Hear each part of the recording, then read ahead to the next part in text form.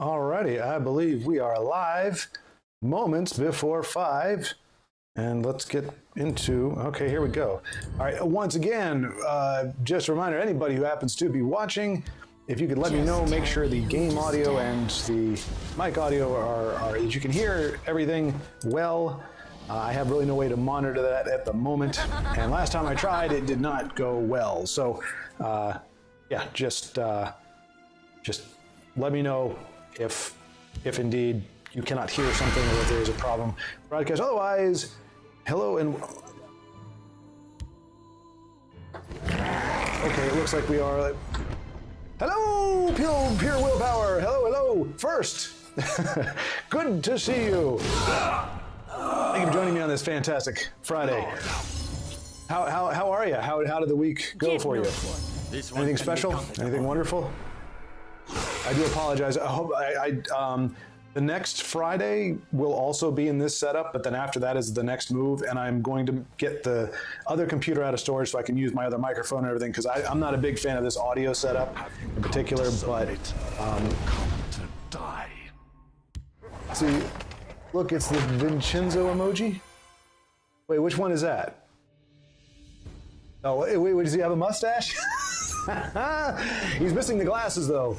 Willpower. Hi-oh, hey-oh. What are you doing here? You're supposed to be preparing diligently for tomorrow's event. No time to waste. The campaign must be spicy. Whoa, seriously, Willpower, you got a promotion this week. Fantastic. Was that something you saw coming, like that you had applied for and it was kind of on the horizon, or did this kind of take you by surprise? Congratulations. That's phenomenal. And you said it's awesome, so I'm guessing it's good promotion. Sometimes promotions are like, it's a mixed bag, like, yeah, I get more money, but the responsibility is going to be bonkers, or, my team is garbage, so it's going to be a headache, but, promotions overall are good. So hopefully it is a true, genuine overall. That poor dog, that wolf, that is just a sad little wolf. First of all, he has nothing. Feel my power. Nothing down there, which I guess would be weird to put in a card game, but still, it's just a weird art. But kudos to Lumix for running a wolf tribal deck, sort of. Wolf, cats, dogs. Maybe it's cats and dogs theme. This is something I would expect Brave to run, to be honest. Okay, okay, that's fine. As long as you've got the spicy stuff in there, I'll allow you to take a break and hang out here.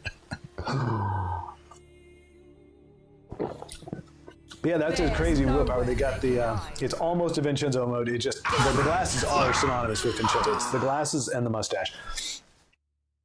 Baldrick, hey, look at you. Now see, you went from like limping in with the last, 20 minutes of the last time. Now you're right here at the start. But I guess you didn't have a concert to go to tonight, though, which obviously that's I guess it's a good and bad thing. Like, I mean, I don't know. I mean, would you prefer it to have a concert every single week, or do you like having the downtime? My perspective is always skewed because as an introvert, I almost always prefer to be at home. So like, I would only go to a concert if somebody invited me and had amazing seats or something. That's not my thing. But other people I can understand, like there are people that just love that. Senji Tiger. But anyway, it's good to see you, Baldrick. In any case. Did it really? Antoine, hello, good to see you. Thanks for showing up again. This sounds a bit weird. Okay, mine or the game? If it's mine, unfortunately, I think it might just be the acoustics in the room. If it's the game, I can try to restart the sound in OBS, but just let me know. So it might sound a little garbled, and I think it's the microphone going into a camera because I can't hook a microphone directly up to the computer right now. So just let me know if it's prohibitive, or again, if it's the game, then that's something I can fix, because that means OBS is just acting up. But if it's the microphone, let me try something.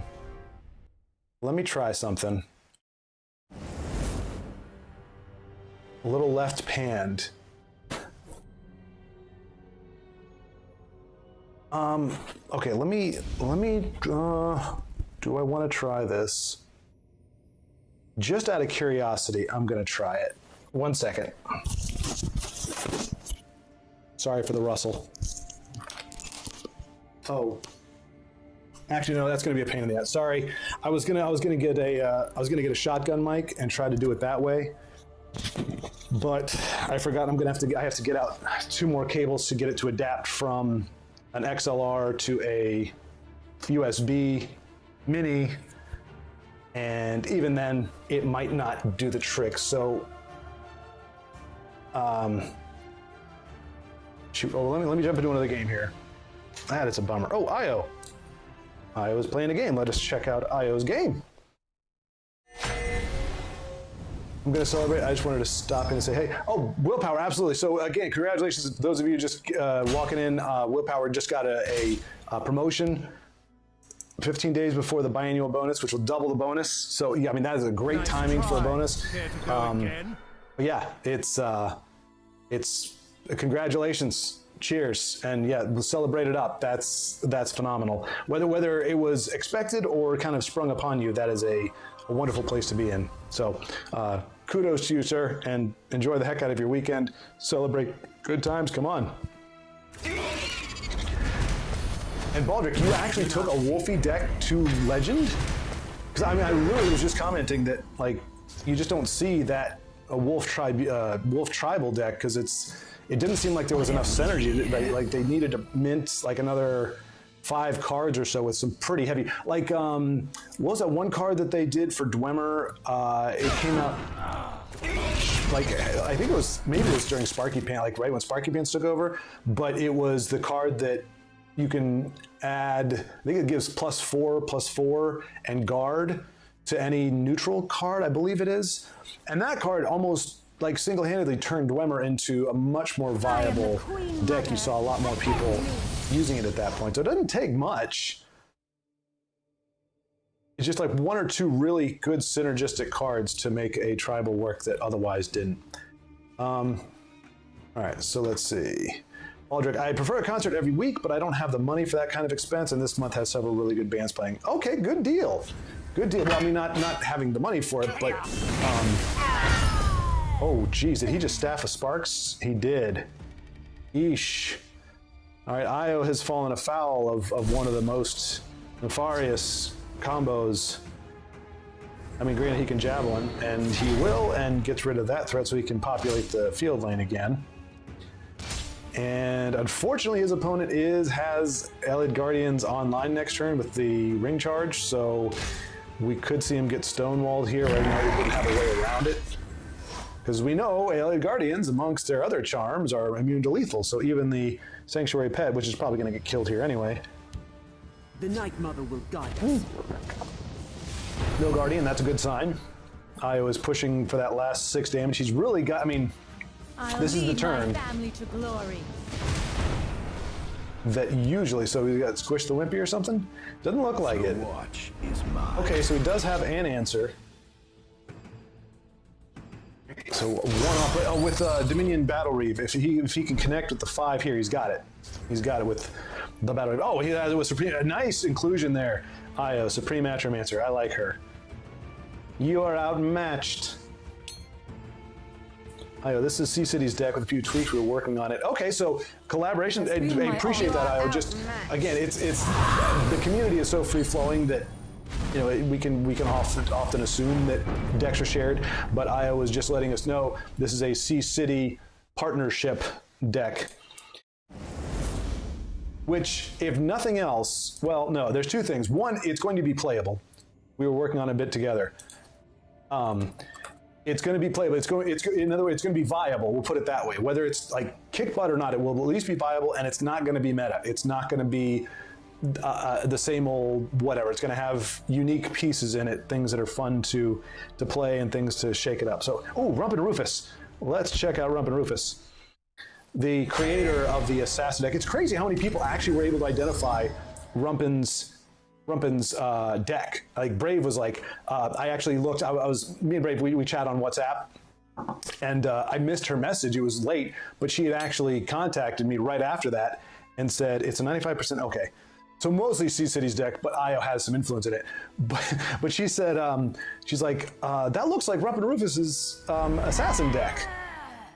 And I was like, yeah, you're absolutely right. It was. Ooh, look at this. He's got the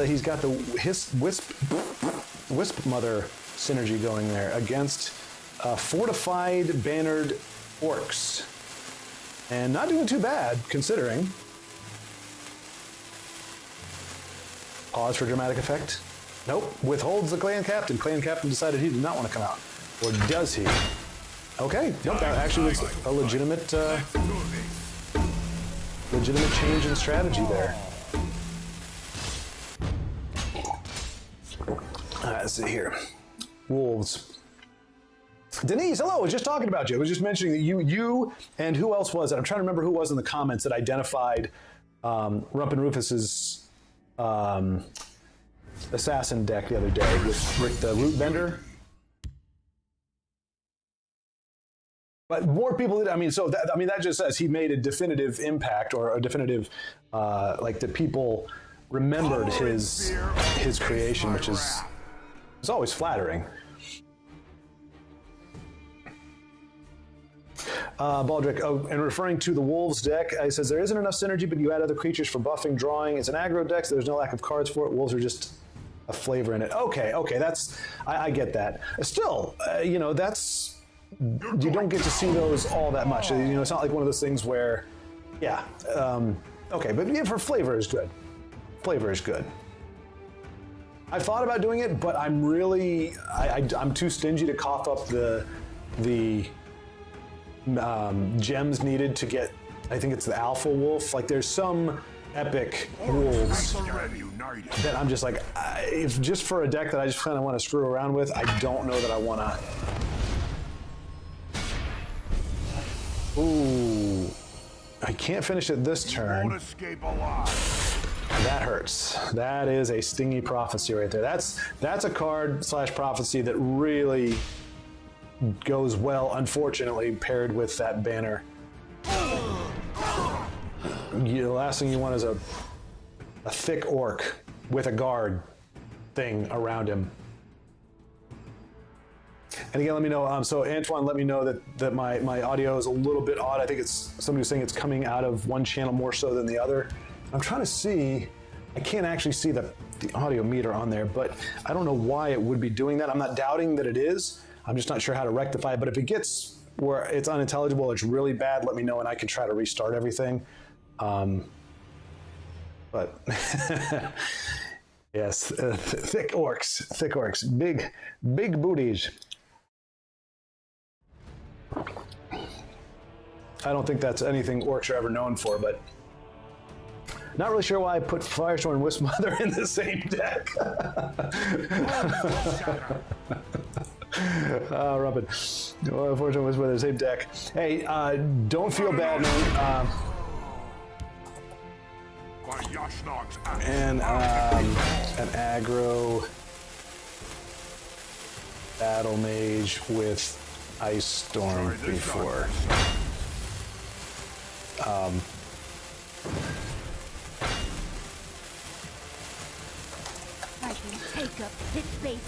So yeah, Rebel was just saying, I don't know why I'm running Firestorm with that. I mean, possibly. Oh, there you go. Triumphant Jarl is going to be getting some nice value. That's great. Werewolves more, but I'd like to make a tribal vampire deck in Tessel. Yeah, absolutely. I've actually, so I haven't seen vampire, but I have seen like undead themed decks before. Because remember, there's that card back that you can only get if you win a certain amount or if you play a certain amount of undead cards, and it's a lot. I mean, I did get the card back on this account, but not on my other one because it took a long time just to be able to play that many cards. But yeah, I've seen some people run undead decks before that look like for Halloween and stuff, which is kind of cool. But yeah, I guess a werewolf / wolf deck, you'd have to go Redoran. Which would be interesting. I don't think I've ever seen a Redoran. Ooh, that, my friend, Rumpin, is why you run. I mean, because honestly, there's decks where I'll run an aggro deck where I run one copy of Burn and Pillage. Just for that reason. My opponent, like, I get them down to one, they've got one rune left, down to like 7 health or whatever. and you know they stack up some drain in the other lane, or I'm racing and they stack the racing lane with a bunch of creatures, and that burn and pillage I think is doing 5 damage to everything in there, wipes out the lane. You're done. You coast to the finish. So I can understand why you would have them in there, although there definitely are times where the synergy isn't there. But he's managed to burn Smackalus 17 or Smackaloo 517 down to 2 cards. At one point, Rumpin was at a deficit. Okay, that doesn't help. Oh, that really does not help. Son of a gun, he just cannot get in there. I'm guessing Rumpin, the mentality at the time was need to get my prophecy count up a little bit. And I mean, because we're seeing Lurking Crocodile there. So I'm guessing you got lightning bolts, and I mean, do you run Fate Weaver? She's more of a desperation prophecy, or like where you're really leaning heavy into it. But I mean, she is card draw as well, so I don't know if you run her or not. And this is dangerous because now the orcs, they've got enough bodies. Rumpin doesn't currently have lethal. Smack can't really go face because he can't end it here. And if he gives Rumpin any cards, I mean, in Battle Mage, you got weapons and and lightning bolts and all these other kinds of things. He could essentially be giving Rumpin lethal. Whereas if he doesn't hit him at all, there's a chance that Rumpin won't be able to draw top deck that 1 extra point of damage there. But let me jump in to chat so I can stay ahead of it this time. Let's see. Right, everyone, if you had to choose between being a vampire or werewolf, what would it be? Denise asking the tough questions. Let's see what we got here. Oh, okay, and that's why Baldric said, that's why he said I like werewolves. So he would prefer werewolves over vampires. Uncontrollable transformation during a full moon could be rough. And I like Io that actually spelled out rough as in rough, as in wolves, howl and ruffs. Antoine offering that vampires are sexy. Vampires cannot go out during the day, that's true. Baldric, I'm already hairy except where it matters, on my head, so I'm halfway there. Whoa, you're halfway there, whoa! Cause you got some hair. I don't know. Anyway. I don't know. Well, so I will say in Skyrim, you can get a mod. Like, I don't think vanilla, what's her name? What's the, in Skyrim, the Dawn Guard expansion, who is the overpowered vampire daughter gal that you pair up with? She's like the best follower ever, unless you actually want to have to struggle through the game, in which case you don't want to use her because she's got a crazy good range attack. Anyway, her vanilla, just like, I mean, Skyrim, my biggest critique of Skyrim on just an artistic level is the characters are absolutely ugly, like just across the board. The character design, just the faces and everything ugly. So but if you put some mods in there to get like some decent looking features, and they have even like actual mods just specifically for her, she can look like a fairly pleasant looking lass. But that's the only like female vampire. I think technically because of Twilight, it's usually the dude vampires that are considered sexy, which I guess that's fair, but what is he doing? Oh, does he have it? 10, 15, he has exactly, it'll know. Oh, prophecy! Oh, Rumpin with the prophecy. Oh, you've got 10 magicka though. Is it gonna be enough? With that 1 card that he has left, is that enough? If it isn't, that prophecy just saved him. No!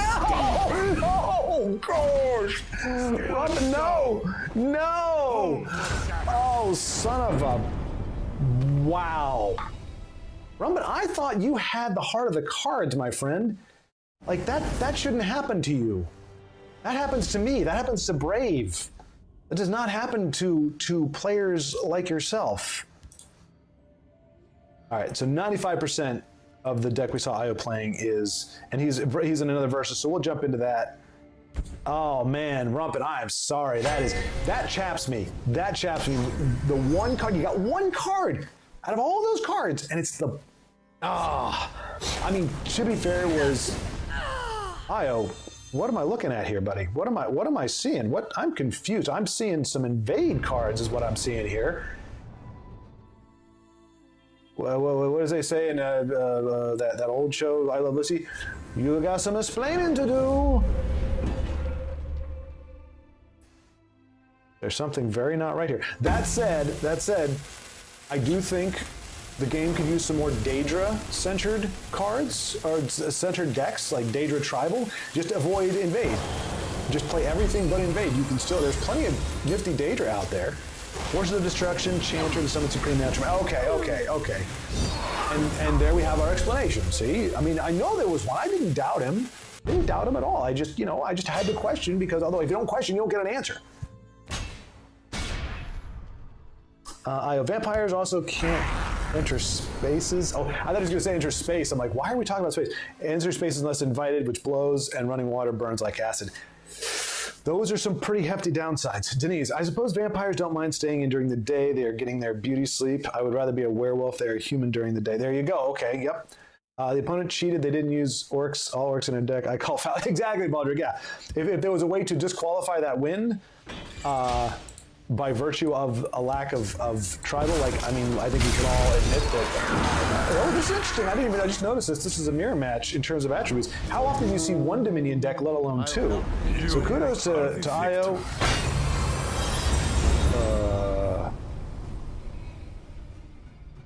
Okay, all right. Well, that just goes to show that Empower is still probably one of the weakest. Not gimmicks. I don't want to say gimmick, but one of the weakest. Well, okay, just gimmick. What do you call that? It's a you got a power, you got the invade, you got the things, a rally. What are those called? It's not a gimmick, but it's not an attribute. It's a thing. It's we'll just call it a gimmick. And I think Empower is still probably one of the weakest ones. Okay.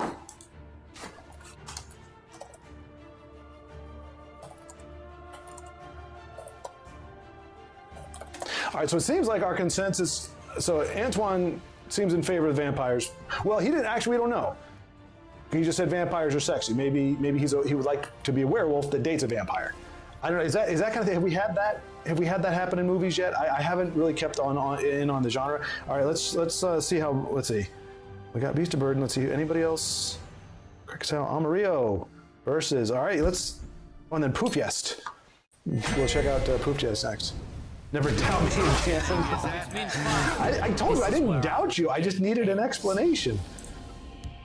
It reminds me of one of my best friend of 30 years. We were like the 20-year mark back at that time. It looked, for all intents and purposes, like he had pocketed a belt out of like a department store. I knew for a fact, because I've known him for that long, that he did not steal. He's not a thief. That's not his thing. But there was no other explanation. Like, I saw him reach for it. The next thing I saw, he was like doing this. And when I turned back, the belt was nowhere to be seen. And I don't know if he had a bulge in his pocket or if he was happy to see me. No, I don't know if it was a bulge in his pocket or not. But like, I was like, you didn't put the belt in your pocket, did you?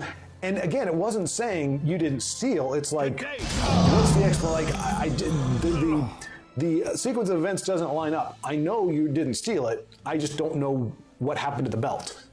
Like, and so, but it was awkward for a moment. He's like, seriously, you thought I stole? I'm like, dude, no, I know you didn't steal anything. Like, I know that. I just don't know what the other explanation is. It has to be something else. I'm just curious. Like, the belt just vanished. Well, anyway, I don't know why. Just that I knew Io would not be playing a straight up invade deck, but I still needed some answers, and this board is not looking good for Amarillo. We must protect the Night Mother. Garnag, anytime turn 7 and early is kind of a bummer, but so hang on. Let's see. Mechanic, yes, Denise, there you go. All right, I'm falling behind, but yes, mechanic, yes, that is the word I was looking for. Antoine, but what about spring summer themed tournament? Antoine, did you see, where did I post that? I think I did it in one of my videos, but there actually is, and I'll see if I can find it, or I'll post the link in a minute here. There actually is a tournament going on in the spring. It's like in May, or no, wait. No, it's in July, I think. The registration ends in May. Put on by Dark Wolf. Hang on a second. Let me see if I can find this. Never. Okay, I'm gonna find it on the other computer while I bring up another IO game. Oh no, wait, Poof Yest. Just check out Poof Yest. Poof Yest, hello. I don't know if you're listening on your way home again. If not, that's fine. We're going to, well, actually, no, I guess you can't be, because unless you are listening to a stream while playing, while driving. So look at this. This is a nice matchup here. 290 versus 300. Although I just noticed the game's pretty much over. Congrats to Poof Yest, who is going to be able to finish it off with a ringed out daddy, or actually, no. That was fought well. Nope, he's going to be one. Oh, no, never mind. He had breakthrough on what's her face. Nicely done. Poof. There it is. So yes, mechanic. There is a tournament. Dark Wolf Night. Sorry, I'm not trying to butcher the name, but it's something. He's. But it's a formal tournament. I think Core Data is going to be doing the commentary. He's one of the people doing commentary, so it's actually going to be a pretty big deal. They have a whole video on it. All right, IO, let us see what you can do. All right, let me go here. Sorry for the clacking. The computer, like I said, I mentioned, we'll have one more. There's this kind of hodgepodge garbage stream with the bad audio and stuff. And then after the move, I am going to get the computer out of storage early, and so I can set up the real microphone and get an actual stream setup going, so that Live at 5 can be live without garbage. The rightful ruler of all Oh, I like that card. Don't get to see her played much, but I do like her. He's got a nice premium one too. I got very lucky. I happened into a premium copy of her from some event, but again, I mean, you have to be playing Dominion, and so I don't get to that much. All right, I'm actually in the middle of transferring files on my other computer that I'm actually running the comment section on, and it is bogging down, so I will have to post that for you afterward. But let's see. A movie about sexy vampires. Yeah, well, I mean, wait, Baldric, are you being sarcastic? Because isn't that like Underworld? Isn't Underworld the sexy, what's her face, Kate Blanchett, or not Kate Blanchett? There is some say there's Underworld, and there's the Twilight series. There's a ton of sexy vampire movie trope things out there. Supernatural benefits are cool though for either. Very true. Antoine could be a vampire v werewolf tournament. That would be interesting. Blood Rain, Interview the Vampire. Wait, so Baldric, are those all ones where? Are those all movies with vampire and werewolf intermingling? Or are these are just the best, like, vampire movies? I actually, again, it's not a genre that I go too far into, but it's called Vampire Hunter D. So it's more of a vampire hunter, but it's versus like just pure vampires. But it was actually a pretty good series. The second one, there's Vampire Hunter D, and there's, I think, Vampire Hunter D Bloodlust. Beautifully animated. Krakatoa! And it's that anime style, like, 'cause you have your chibi anime, then you got your cute anime, then you got your mature anime, and then you have like your hardcore anime. It's the hardcore anime. You think there's that particular style, like Fist of the North Star, Akira. There's some other ones like that where it's a little Attack on Titan, where it's like you can just tell by how they're drawn. This is going to be a graphic, like, nasty looking thing, and so that's what it was. But it was beautifully done. It was one of the few animes that was actually done for an English audience. Like the English dub was the original dub, and then they redid the dub in Japanese, but it was made, I think, for an American. It was something interesting like that. Anyway, that's really the only vampire-related thing I've seen. I haven't even seen the original Dracula. Schwarty.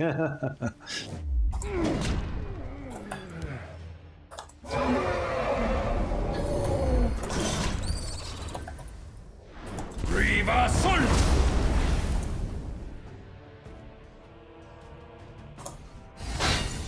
All right, let's see here. Night Dark Wolf 20. Yes, Denise. I knew you were going to pick up for it. Thank you so much. I knew you were going to grab that. Yes, Night Dark Wolf. And yeah, if you go, I think it's my second or third video. I have a link in the description to the video that points you to the Discord and everything else that you need in order to go. I don't think the registration is over yet. Oh my gosh, 3 sheer points? What madness is this? Luckily, Io's sitting pretty at 51 health, but that's a lot of sheer points. If this guy gets any kind of curse or anything, Io's never going to be able to build a board. Although right now already he's got the Conjuration too. That's gonna be good for throwing in some big bodies. But man, that's a lot of damage on the board. Ooh, Chanter. I was gonna say, yeah, get him down. You can play Chanter, but man, playing him without Drain Blood, yeah, he's gonna hold on and try to get some value out of that. Okay, so Antoine is actually studied cinema and literature. Interesting. So Antoine, if you don't mind me asking, what do you do, sir? Have you been able to actually apply either of those? Are you working in some capacity with, cinema or literature? Are you teaching? Are you making movies? Are you producing? Like, are you able to do that? I mean, not often are those kind of, if you study in those, a lot of times it's really hard to find work in there. So I'm just curious, hopefully you're able to do what you love to do and make use of those studies. Body Bag Beezy enters with applause. I picture, for some reason with Body Bag, I just picture it being a slow clap just as he walks in, just like, okay, I see what you're doing here. Oh, H1, okay, so he really loves the 80s and the 60s to 70s? Wait. Maybe with the music, the best decade. Wait a minute, are you talking about film scores? Antoine, 60 to 70?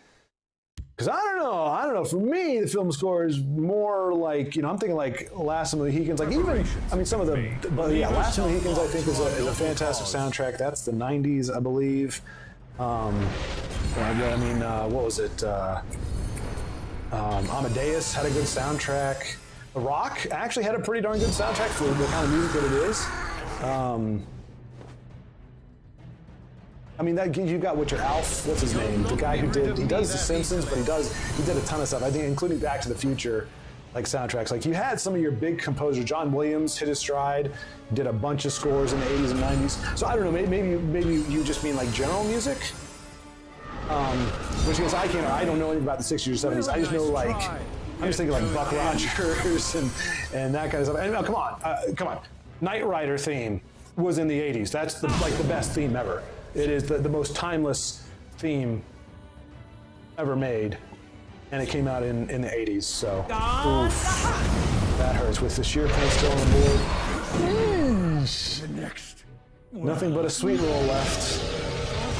Is this enough to finish it off? No. I was gonna say, I wonder if he's okay. So. Still off lethal, but this is not looking good. Ice Storm does things. Hopeful. Let's see. But for movies, 80 to 90s. Okay, there we go. See, oh my gosh, I can't read ahead though, folks. Because if I read ahead, then I missed comments earlier, so I have to respond in the moment, and then 2 comments later, I get clarification. Underworld. Okay, so yeah, hey, I knew a movie that was relevant. Oh, for crying out loud. Sorry, Io has a Chanter. He doesn't have a way to do anything with it though. But he did deal with that board very well. He is still in the fight. Is he going to risk? He's not going to risk Chanter. Naked Chanter, not a good idea. And see, he would have eaten that. He would have definitely eaten that Shadowfen. Gray Viper. I don't remember if we've seen any of the Gray Vipers. It may be a draw. It may be a big old nothing. It looks like we're going to get a Javelin. Chanter Javelin. No. I was going to save that for perhaps a bigger target. He's really playing this well. I say without surprise. Let's see. Just amazing, Denise. Kate Beckinsdale, there you go. See, Denise, I love her. She comes up with the follow-through. It's the mechanics. It's Dark Night Wolf. It's Kate Beckinsdale. Yes, indeed. That is who I was thinking of. And Gags? Twilight? No, the sexy ones. Brought my friends to watch remastered Akira this year in cinema. They didn't like the movie. I'll be honest, I don't think I got Akira. And my understanding is that the manga that it is sampled from, they did kind of a hodgepodge. Like it's not like it's a bad, like cinematically, like what they did, the animation, and everything. It's like the Snow White. It's like a Japanese Snow White. Like in terms of the animation and everything, and how revolutionary it was. But in terms of the story, from what I understand, they kind of took like a section out of the middle of it, so it kind of, unless you kind of know the story, it doesn't make as much sense. You're not really sure exactly what's going on. I remember just being a little. Now, if I hadn't heard anything about it, I think I would have enjoyed it to a degree. I've been like, oh, that was really cool. But I'd heard so much about it, like, oh my gosh, it's just same thing with Princess Mononoke. Like anything, I can't remember that guy's name. Denise, you'll probably be able to come up with this. There's a Japanese director who directs like these like once every 5 or 10 years, these like very artistic Japanese. Nicely done, Io. Nicely done. I'd appreciate it if you'd slow it down a little bit so that I can comment as we're talking. But you know, if you've got to hurry up and not do whatever, that's fine too. That's fine too. But good stuff.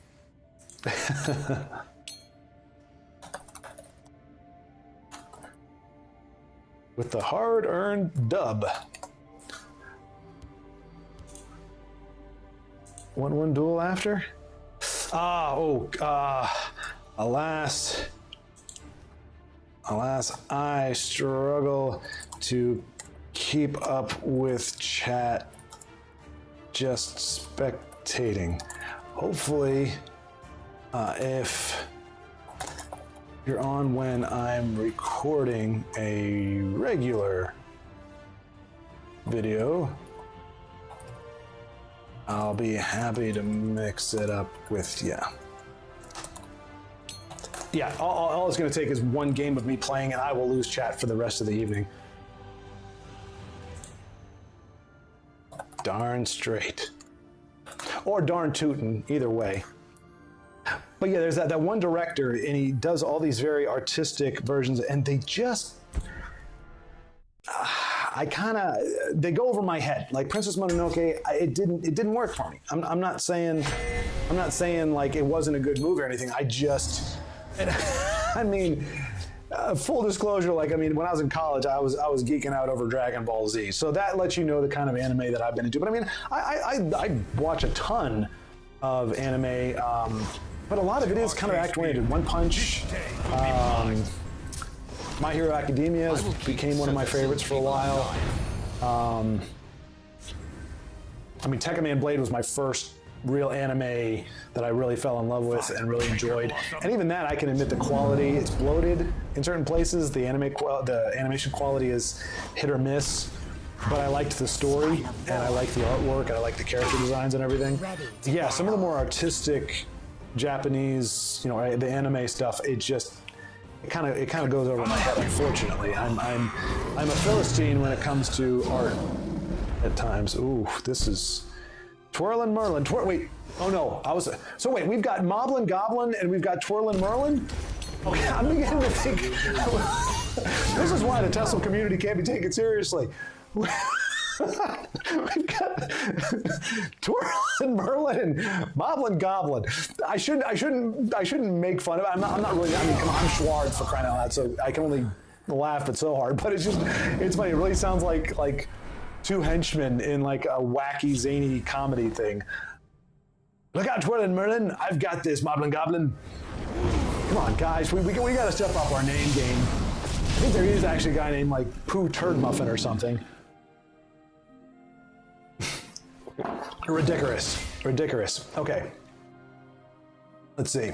My friends watch remaster. Oh, remaster. Okay, my favorite all-time is Stalker. I have not seen that from a Russian master. So Antoine, it's Stalker is a Russian. I can't do a Google search right now because, like I said, my computer's bogged down with file transfers. But I will look up Stalker. Tartakovsky is great. Wait, didn't we talk about that? Was a composer, right? I think you and Vincenzo had mentioned him.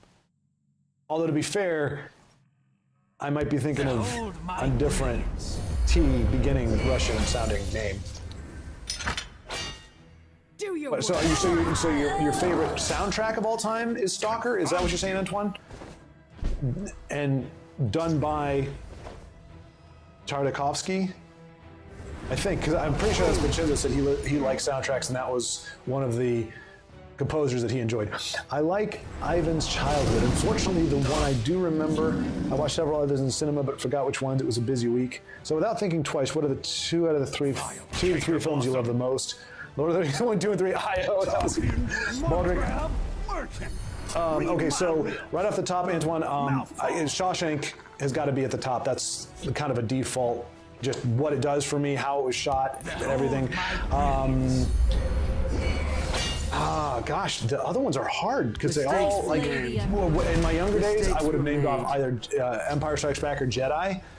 But as I've gotten older, I've kind of, like, after 20 years, like my first 20 years, those would have been my go-tos. But since then, I'm kind of like, since the prequels, honestly. The prequels really just kind of killed Star Wars for me. And then Disney has just buried it under 3,000 feet of just fecal matter. But you said without thinking about it. So I would have to say Lord of the Rings as a trilogy, just for the craftsmanship. Like, I don't know if I love it all that much. Like, I adore it, but the soundtrack is amazing.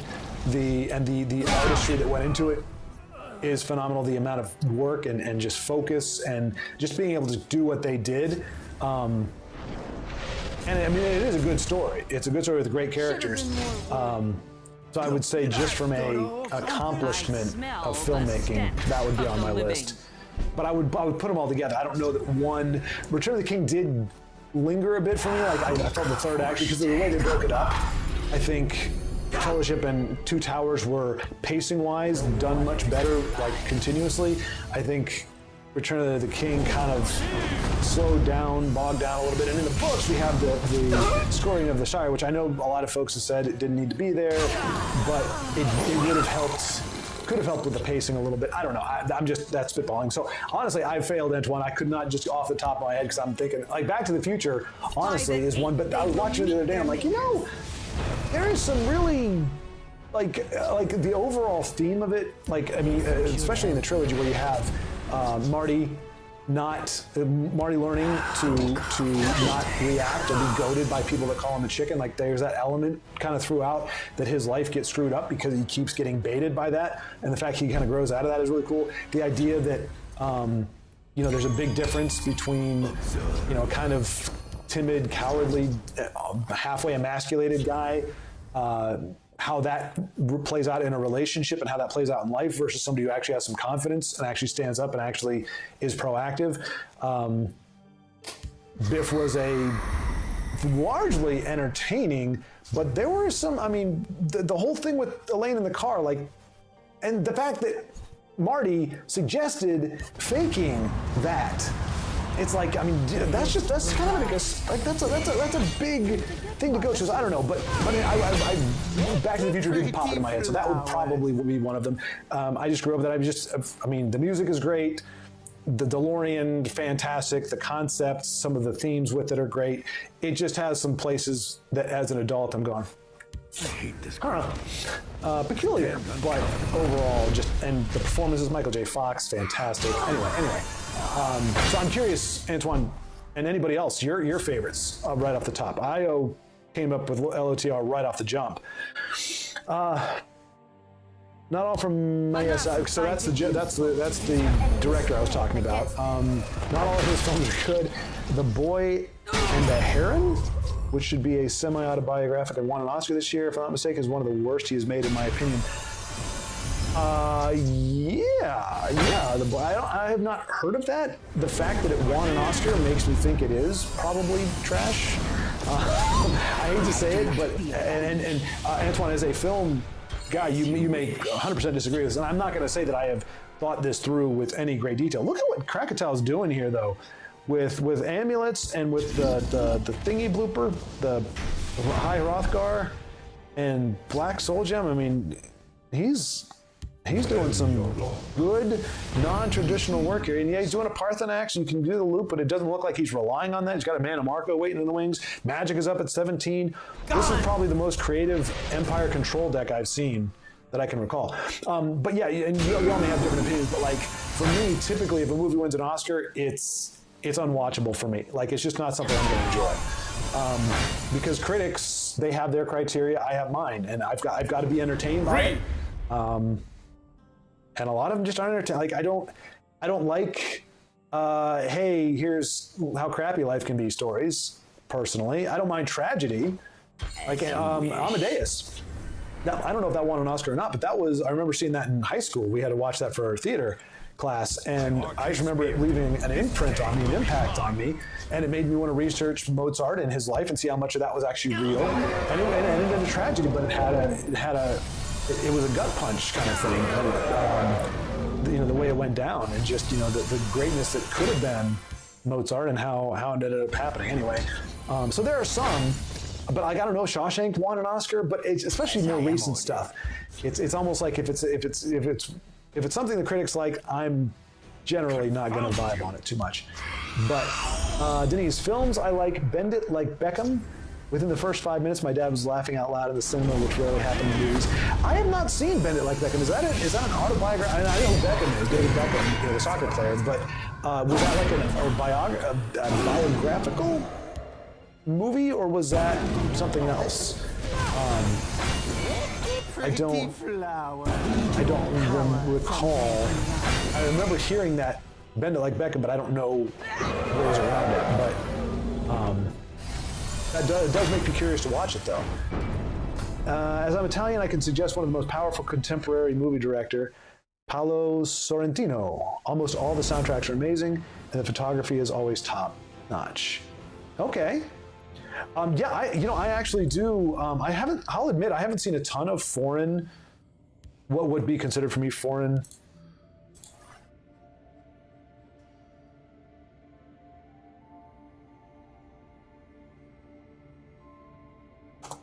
Nasty. All right, let's see. Death Row is not playing. Io is playing again, so we might just jump in with Io again here. Krakatoa, yeah. But I have seen like Run Lola Run, because that won awards or something like that, and I think that's a German film, and I liked it well enough. Oh, because what it was, I was doing research on. Because she played Marie in the Bourne series, and so I wanted to see what else the actress had done, and that was her. I think that was her breakout role, was Run Lola Run, and it also had gotten an award. So I got it, and I was like, okay, it was a good flick. And then Das Boot is, I loved submarines growing up, and I finally got to watch that, and that's one of those ones. I think it's 10 hours, 9.5 hours or something, but it just moves really well, and you just feel. I mean, it really, you're like, that they would like, it's a movie, that it is, but it's so down to, like, it doesn't seem that anything is really exaggerated. Like like it's the first time that I saw one where I actually could almost like smell the sweat and the grime and the nastiness. Like, you could just feel, and the heat and the humidity, just like what it would be to be in an actual U-boat. Like, because a lot of times in the movies you see it, and their skin is all, clean and looks, nice. They look like a bunch of extras that just walked onto a set with a cutout of a submarine. But like Das Boot looked like, there were sweat, grime all the time. It just looked wretched, and you were really wanting the relief for them. Now, again, obviously they were, who they were fighting for, but they also, because I think Germany's really big on avoiding anything that's like pro-Nazi, anything that's close to that. So, of course, they weren't going with that angle. It was the idea of a boat, a U-boat, and a captain that were just kind of like done with everything and just wanted to get home. And and of course, I won't spoil the ending for anybody, but it's a really well done movie. But I haven't seen a lot of. I don't know that I've seen an Italian film. Is there anything, Antoine, that you would recommend for somebody who has never seen an Italian film, who may not necessarily be in more of the artistic, like, where it's like you're looking at like a painting where it's an abstract notion, just kind of like a bread and butter everyday, whether it's a romance or a I don't know, but just kind of like a like so for American thing, if I was going to recommend like a vanilla kind of funny whatever, like Jerry Maguire. Oh, I should put that. Jerry Maguire is probably my favorite rom-com type movie. I just love the heck out of it. It's got so many great lines in it. The performances are great. I think it.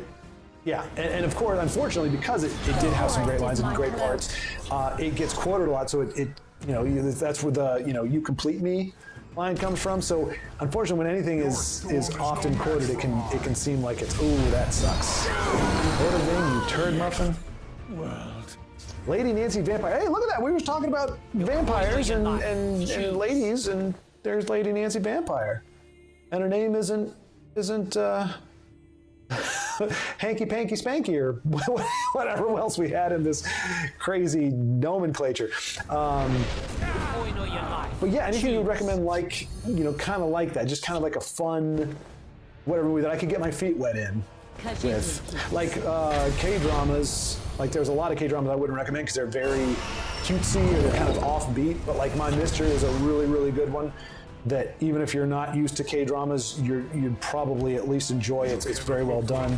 But there's a lot of the ones that I enjoy, but they're really quirky or they're really K-drama-y, and I'm like, I would not want somebody to get their feet wet with those. So if you can recommend anything, I'd be happy to take a gander at some Italian.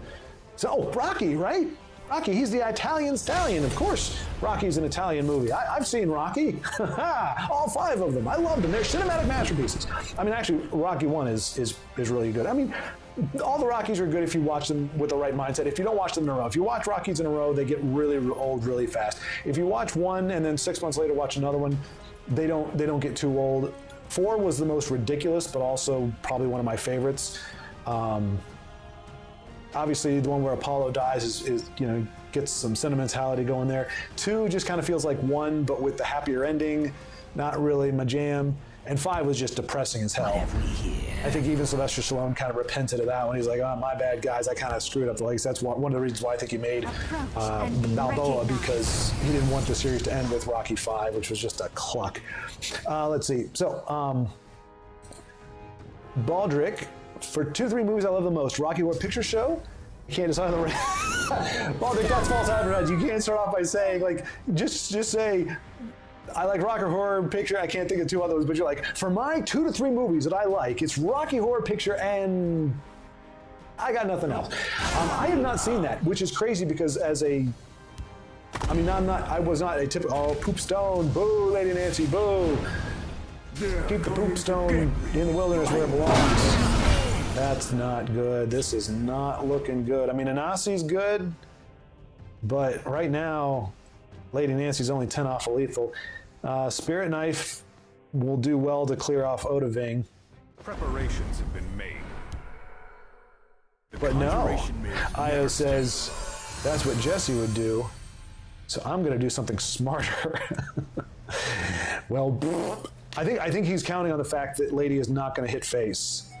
Because if she does, could be in a bit of a predicament. She's got enough cards to keep pushing that damage. So we'll see. Interesting. I'm getting weird texts from weird people. But yeah, what was I saying? Oh, yeah, Rocky Horror. Like, I've never seen it. I've never seen the play. Stand watch. Give a creature. That's a nice card. That's not a prophecy you see very often. And it sucks because, interesting. Interesting. He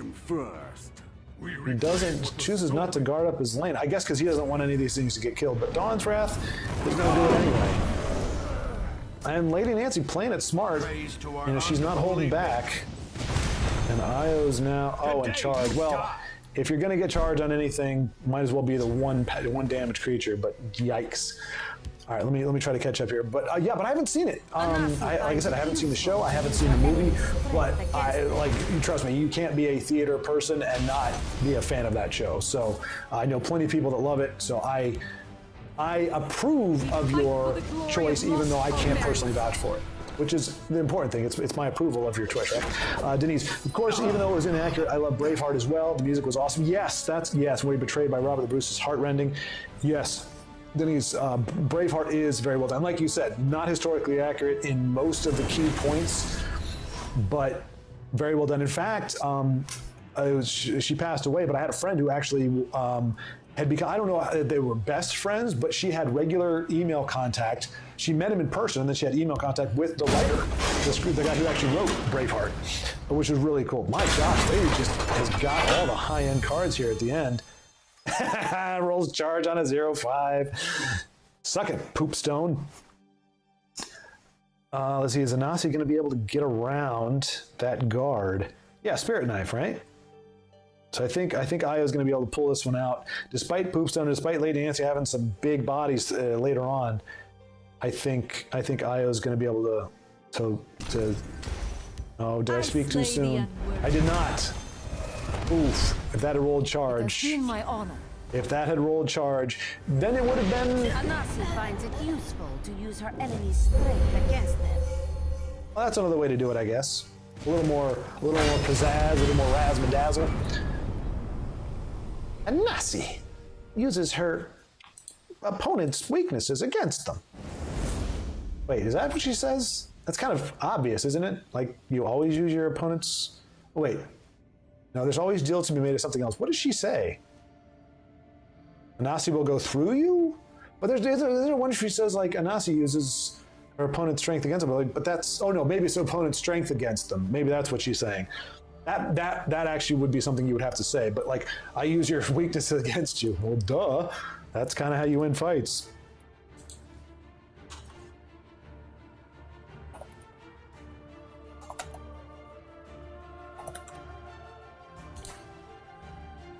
But yeah, Braveheart is definitely a very well done movie. Again, unless you're going for historical accuracy, in which case, yeah, there's quite a bit, both speculative and definitive differences that, you know, like I'm pretty sure the what's her name, the gal that he ends up romancing, she's not even alive in his lifetime, so that whole thing is kind of.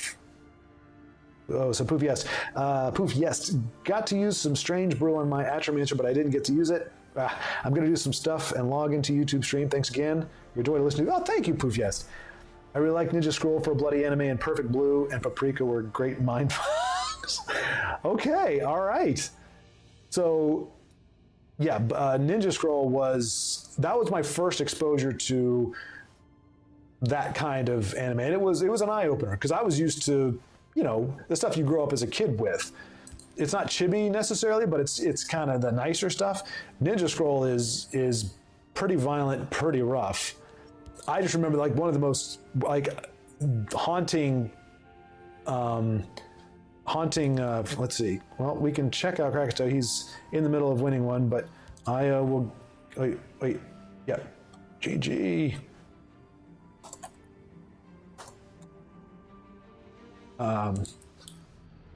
He said he's winning this one too with that Empire deck of his. Let's see. Bend It Like Beckham is a comedy about a girl who wants to play football and be as good as Beckham, but her traditional family are against it. It's a movie about dreams, really. Okay, cool deal. All right. I guess maybe that came out when they had because I remember they had those Anything You Can Do, I Can Do Better. It had like Mia Hamm and like that was one of the themes. You're seeing basketball players and soccer ball players, football players. European football players, you know, each like kind of trading moves and doing stuff. But okay, that's interesting. All right, what a comedy! That obviously you said your dad laughed in the first 5 minutes, so that's high praise indeed. But interesting. I'll have to take a gander. Very nice, very nice. And the Diamond Piggy. What was rough, the Diamond Piggy? I missed it. I'm sorry. I'm not as delayed as I usually am, but I am a little bit delayed. Mistakes were made on that. So I'm guessing it was probably a game that one of our friends lost. Krakatoa is on the back foot at the moment, but the good news is he's up against another Empire deck that is running short on cards. The downside, obviously, is if Krakatoa builds enough of a board, he could get New Arid, but he also has a New Arid in turn. Ooh, and there goes Marak. There goes Marak. I'm not sure. Is it an unwritten rule that Marak is an automatic? Like he gets drawn to. I think I've seen more Maraks get Death Priested than any other card. There goes the new era. Yoinking, yoinking. And an new era. So Odaving is not a turd muffin. He is most handsome of dragons, and the flame effect on premium Oda Walk is lovely to a without pyromaniac remorse. like me. To be fair, Denise, to be fair, I mean, you're not wrong, but if I'm not mistaken, that handsome fellow shows up in your deck way too early all the time. Isn't that the characteristic of a turd muffin? That is classic turd muffin behavior, is showing up on turn 4. A 12 drop on turn 4 is turd muffin behavior. So I don't think I'm wrong. You can still be handsome. You can have a handsome turd muffin. Turd muffins aren't inherently ugly. I'm never making a judgment call on somebody's appearance when I call them a turd muffin. Odaving can be both a handsome creature and beautiful and premium and a turd muffin. They're not mutually exclusive. Oda was rough. Okay, gotcha. And you call them a turd muffin. Death Priest does love Marak, and Denise loves Death Priest. Hand itches. See, exactly, Denise. You can't forget that. You know, just because somebody's handsome, you can't be blinded to their faults. You know. I'll do what I can.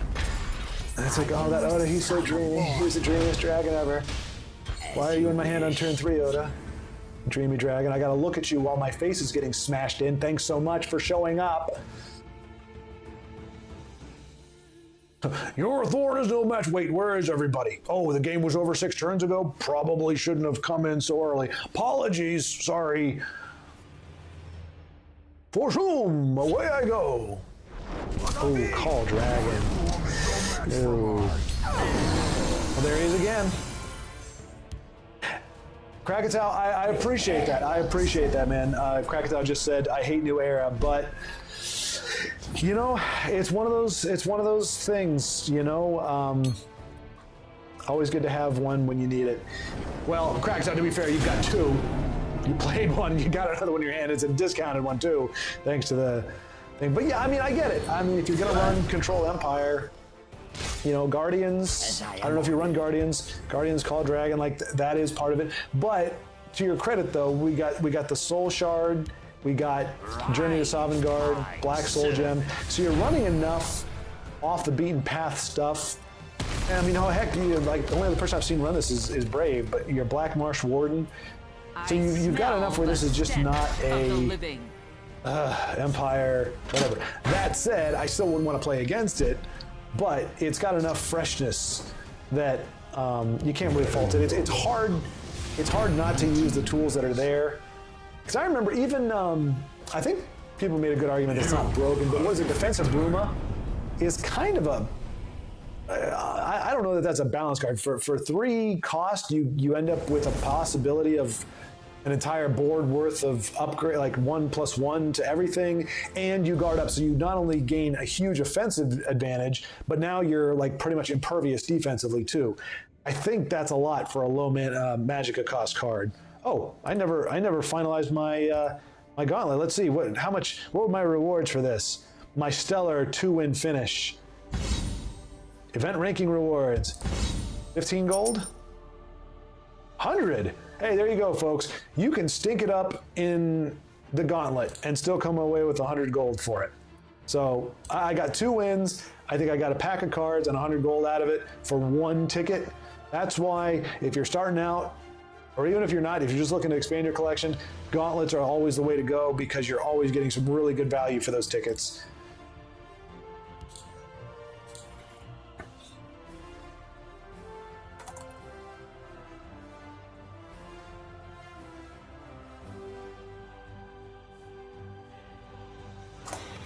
Let's see, Io. Gotta keep him guessing. Darn tootin'. All right, let's see. So we got both Krakatoa and Io still playing. Oh, there we go. We got Poofiest. Poofiest is playing again. And we shall see what, he's up against, so Lady Nancy is circulating. She's doing the thing. Is this game over though? Not yet. dangerous because we got 5 drain on the board and no answer I'm for here to it. help, not play politics. So Pufiest is going to have to overcome a little bit in order to... I'm here to help, not play politics. And making good use of that for the card draw. That's another card you never see. So we're getting to see, like, Court Wizard, when have you ever... I'm like low-key scrolling over because I had to remind... I missed it. What'd you do? Oh, you drew a lightning bolt with your draw. Nicely done. Nicely done. That is a nice... Yeah. But yeah, that guy never gets any play. I'm pretty sure that's Blue's only native draw power is that card. Never get to see it played, but as you saw, it allowed Pufiest to close that out. Nicely done.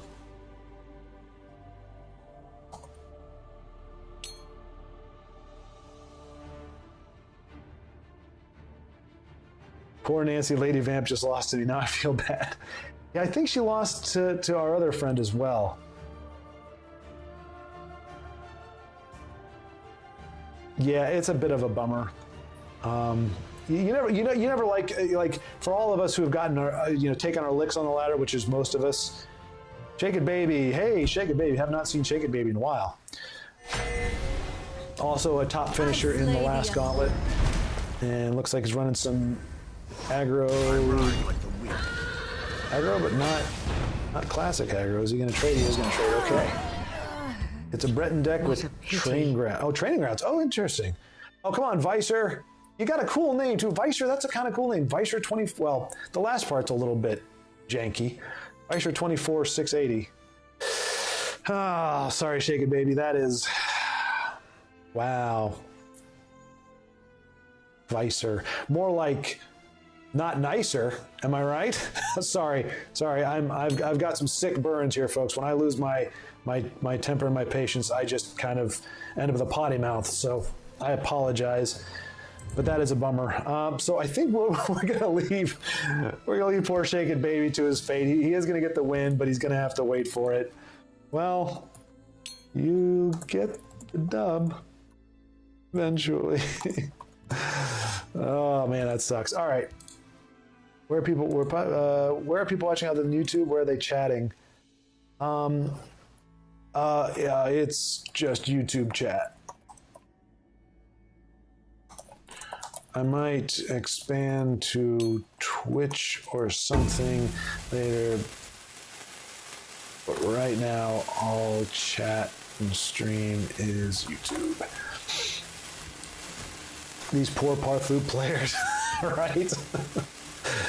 If you want to take my advice, sir, stop BMing. Whoa, what happened here? There's no way nobody's playing anymore. Oh, wait. Oh, friend request. All right, Lionborn. Welcome to the party, pal. Hey, friend, I don't have my laptop right now. Oops. What am I doing here? Okay, here we go. Okay, something. Oh, you know what? Did everybody just get disconnected?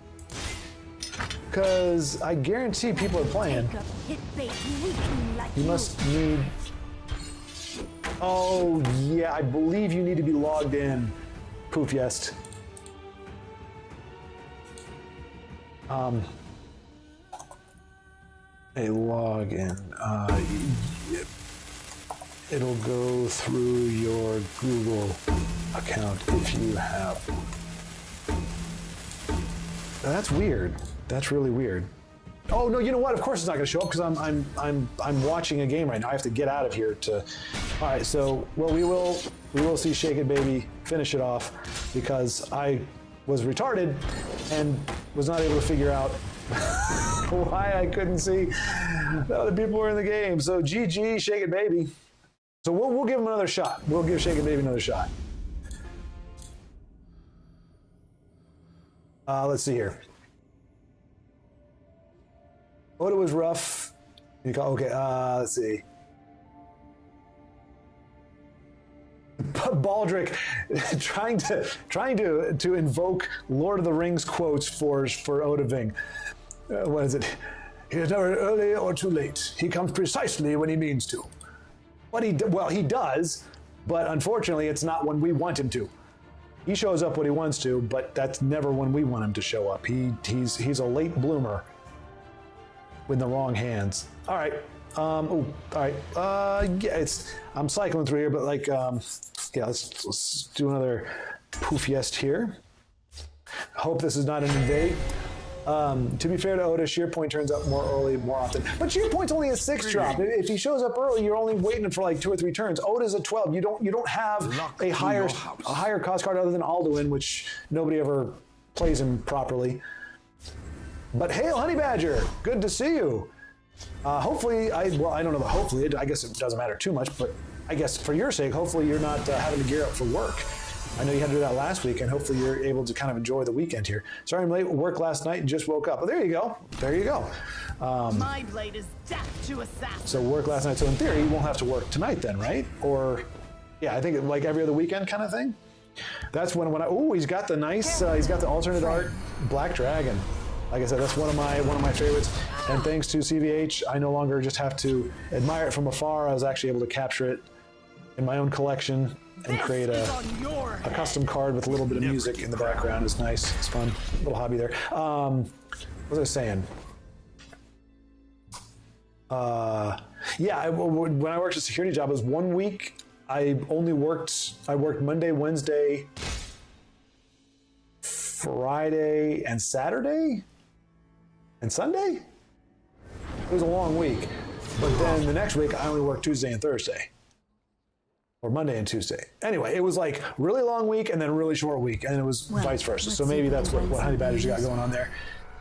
But it's okay to be late. It is okay to be late. You arrive precisely when you mean to. You're no Odaving, we'll put it that way. Am I right? Okay. You're more of a sheer point, Honey Badger, a sheer point. Which is crazy. I was explaining your name to my mom the other day. Because my mom and my stepdad occasionally watch. Well, my stepdad watches a lot, but sometimes my mom watches as well. And so they'll see the comments and they'll see the gameplay and they'll just comment on random things that catch their attention. And my mom's like, "Oh, honey badger, it sounds like a cute animal." Like, you don't know honey badgers. They are vicious creatures. Like one of the hardest hitting cornerbacks in recent college, and by recent I mean I think he was relevant 5 or 10 years ago. But Honey Badger was, I think it was for LSU. He was a cornerback, vicious, and so his nickname was Honey Badger. So it's funny because Honey Badger just sounds like, "Oh, you cute Honey Badger." It's like, no, they're vicious critters. So why did I say that? Something about Honey Badger. Oh, Honey Badger Sheerpoint. Sheerpoint Badger. There we go. That's what it is. Sheerpoint Badger. Joe's up late, but not incredibly late. Stream going. Still behind with the chats. Oh, I take back every nice thing that I didn't just say about you, Honey Badger. Dag nabbit. Am I still behind? Yes, I am, but not beyond the scroll of my stuff. Hey, we got. Okay, I'm gonna move down here. Let's see. Always glad to see some things never change. I believe in consistency, folks. Consistency is key. You cannot fault me for being consistent. Oh dear, is this the end for Poofiest? It is. A little slow on the unfolding there, RVM. Little slow it seemed, but I'm not saying RVM was slow. It just seemed like that play took a little while to play out.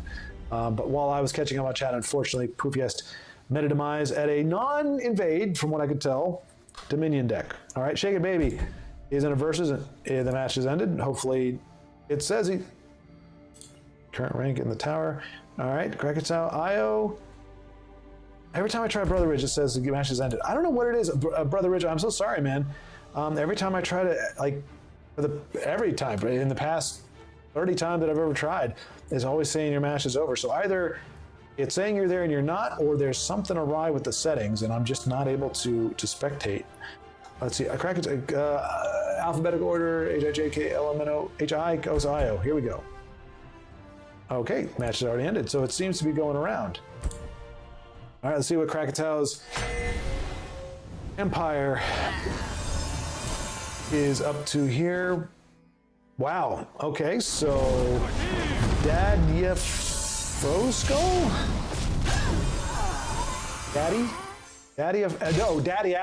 There we go.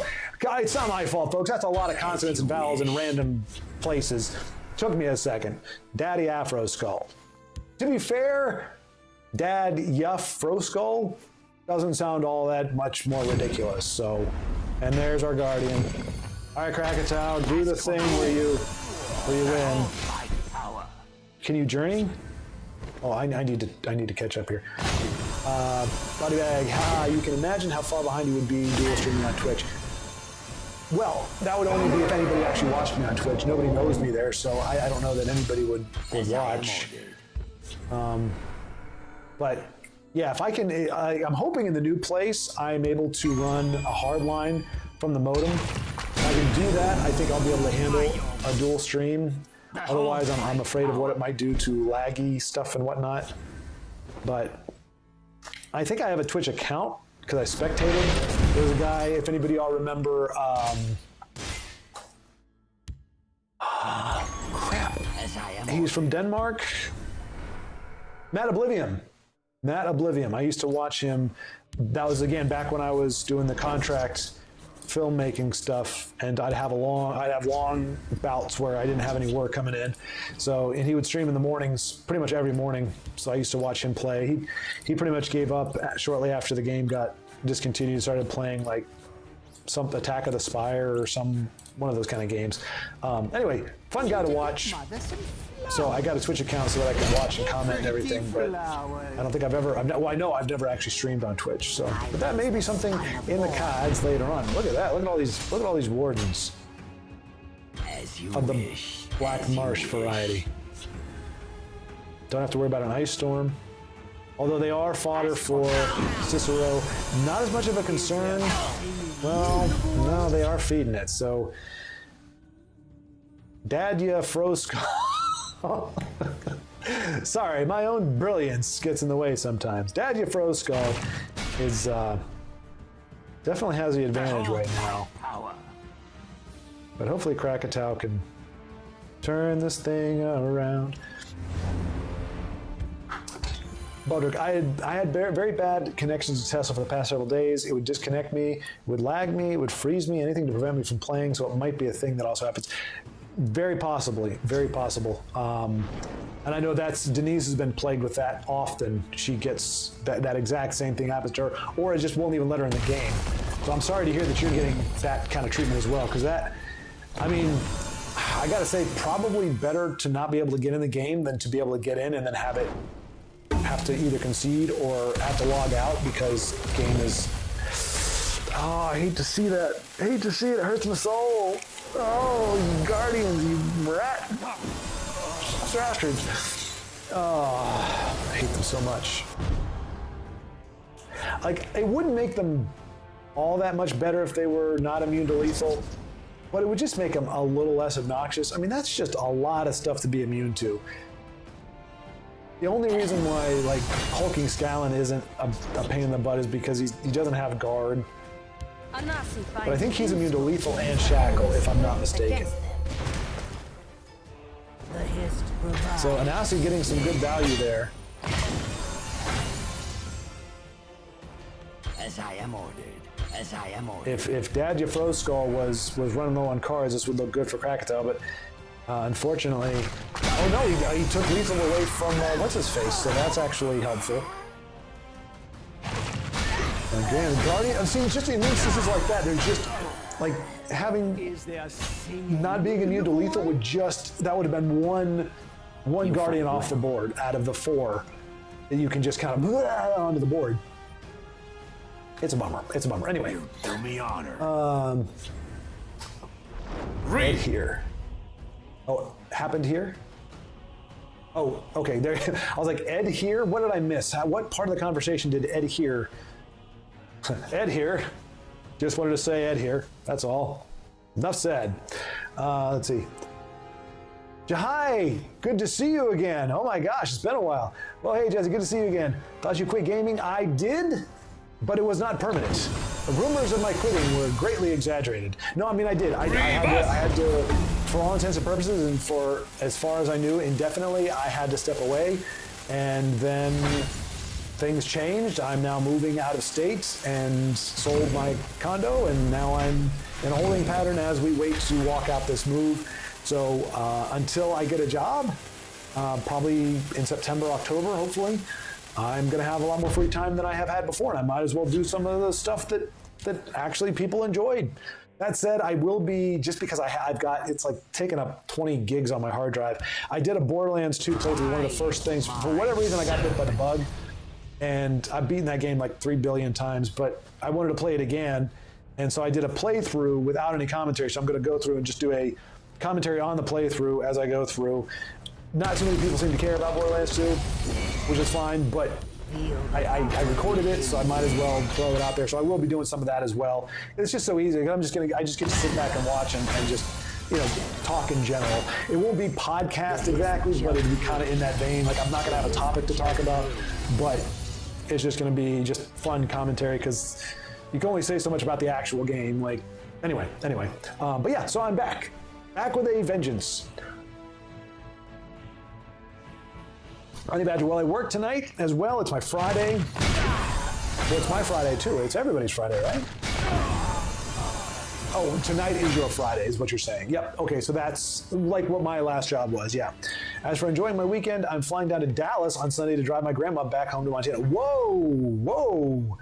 Dang, Honey Badger, man, if you could have worked that out a little bit later, because Dallas, I think, is 2.5 hours more than where I'm going to end up in Texas. So it's a bummer. We could have actually met up for a little bit. If you ask your grandma if she can wait to come back to Montana until like the middle of August, and then we can make something happen. But that's going to be a long drive, isn't it? Montana, like Dallas to Montana, because Dallas is, I mean, it's not southern, but it's like more southeastern. You got to go northwest. What is that, like an 18-hour drive, 20-hour drive, something like that? Maybe I'm off, but man, that's going to be a long drive. Hopefully you really like your grandma. But yeah, that's a long haul. And especially if you're going to do that right after flying down, that's a heck of an undertaking. Well, look at him. Krakatau's whittling down these Guardians. I gotta say, no hate for Daddy Fro Skull, but this is one of those times when you've got that many big bodies and your opponent's only got 38 health, and they're not running low on cards, you should be hitting face. Is my opinion. Wow, that's not even I thought he played Journey. He hasn't even played Journey yet. Can he play Journey? Not really. You could, but with a three attribute deck, that's not a lot of cards in the discard. Hang on. Oh, there we go. Body Bag has the question as well. Anything over 8 hours is brutal. Yep. Yeah, Body Bag. So yeah, draw the new era Krakatau against this is approved. Draw the new era of Krakatau against this is approved. Yes. That would have been a key draw when there were a ton of Guardians all over the board. But like I said, Krakatau took care of business. I mean, he's running low, really low. I mean, he's got pretty much 2 unusable cards at the moment. Oh, jeez. Oh, that's my GG right there. Oh, that is my GG. So hopefully, well, we'll see. We'll see what Krakatau does. I don't blame him if he would have GG right here.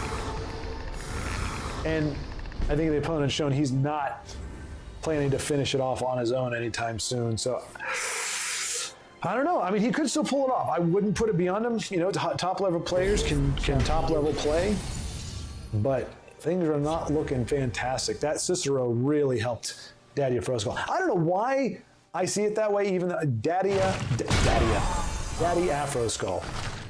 Still, it's kind of bugger. Okay, so Daddy is grown tired. Even though he doesn't have lethal, he is going face, which again is not a bad idea. And Krakatau really not getting anything he can use. Unless he can soul tear something amazing. Obviously he can't soul tear New Era. Walk without. And he doesn't really have anything. Man, Krakatau, what have you been playing this whole time, my friend? Like, I'm seeing almost no creatures here. That's a nasty board to be up against with no New Era and no way to draw it. Man, that would have been a clutch draw though. Ironic that Alien Guardian are immune to lethal, and yet they are used in such a toxic, poisonous way. Yeah, indeed. Well said, Denise. Well said. That is indeed a. Draw power from there. That is indeed ironic. Poison is fun, from what my friends say. Yeah, I love it. It's first-person RPG. One of the only true FPS RPGs that I know of, where you level up, you have a skill tree, you've got like I think 7 or 8 characters to pick from that all have unique, abilities and everything. Crazy fun weapons that are completely random. I think it's like 1 billion guns, because they essentially, the developers, they create like a stock. They create like 16 different versions of a certain stock. They create 16 versions of the butt, of the scope, of everything. And so they're randomly put together, and depending on the combination is whether you get legendaries, whether it's a legendary epic or what have you, and what special properties it has. So one gun might, have a spread shot, and another one has, a better zoom or something. So you have a wide variety, as well with the shields. Pretty much everything has random bits that can combine together. So it's a loot and shoot and an RPG. It's fun. I enjoy it. It's peculiar because I typically don't dig on that kind of game. I like, it's kind of a Mad Max, nasty world, mercenary, apocalyptic, crazy psycho people. I want to eat your babies and strip the flesh, salt the wound, crazy people. But it's a fun game to play.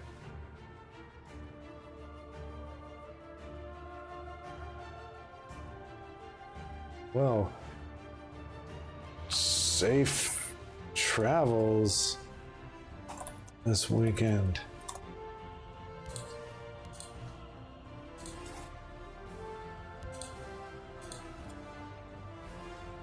Yeah, let's see. Yeah, you put up a really great fight. Cicero kept him in it, and those daggum guardians. No bueno. No me gusta guardians. All right, Io. Oh, Kevin, hey. Sorry, I don't get to see Kevin play very often, but Kevin is mixing it up here on the ladder, rank 11. So he's kind of like me, just probably stepped away from the game for a little while, and is now starting off at the very bottom. And Zodi Mag? Thank you. Probably meant to say hello, but it came out as the good game, which I've done that many a time by accident, because you see good and you're like, oh, it's good. And it's like, whoa, no, wait, I don't want to say good game before the game's over, because it makes it sound like I'm calling my shot, but I don't think that was the intention. And we'll just assume that wasn't the intention, just for funsies. So glad you're back. Same here. I moved out of NY to South Carolina. Got a job working 6 days a week to build my daughter's future. Loving it. Awesome, Jahai. Awesome. Yeah, that's right. Because if I'm not mistaken, yeah, you were in the midst. We were both kind of going through the job hunting thing at the same time. Like when I left my editing job, I was kind of looking for something before I got the driving job, and I think we were both on the job hunt for a while, but I think you were at it longer. Like you had a dry spell there. So I'm glad you got out of NY. I think if you're not in the city, it's probably not as bad. But apparently, it can be pretty rough there. But in any case, if nothing else, it sounds like you went where the job was or where the opportunities were. And South Carolina, I've got a few friends down in South Carolina. But 6 days a week sounds pretty stressful, but you're saying you're loving it. So I'm just glad to hear that you're gainfully employed, you're enjoying it, and you're working towards something. I mean, it's really hard to say that there's something more worthwhile than a parent working to put their child in a position to go further than they did in life. My mom always told me that was her goal. She thinks that's what a parent's goal should be, is they want to see their kids succeed. I'd be able to get further than the parent did. And so it sounds like you've got that goal in mind and you're working towards it. So congratulations on the job and the move. And that's a weird, probably didn't want that. Was probably hoping, yeah. He was hoping to kill his surprise guy. But anyway, I'm happy to be back. Craig, good to see you. I mean, yeah, man. Yeah, I'll show you next time, Craig. I'm glad to see you, buddy. But every time I try to get into your game, it says the game is already over. Like I haven't been able to log into one of your games since, man, like that. I mean, the last time was when you were running the what was it? The mage, where you had your forward camp and banner gal or whatever her name was. Yeah, you know what I'm talking about. And I think you got to legend with it. I'm not mistaken. You made some good ground. But anyway, great to see you, my friend. But yeah, for whatever reason, every time I try to get in there, it tells me your game is over with it. I've never been able to watch your game. Are you listening to me? Here we go. Greetings with Jahai and Denise. Honey Badger, the drive is about 18 hours. Oof. My grandma can't drive for very long. Yeah, so we won't go home until next Wednesday. Right. That's the same thing here. So going from here to Texas is 16 hours. And if I was doing it myself, I could technically do it in one day.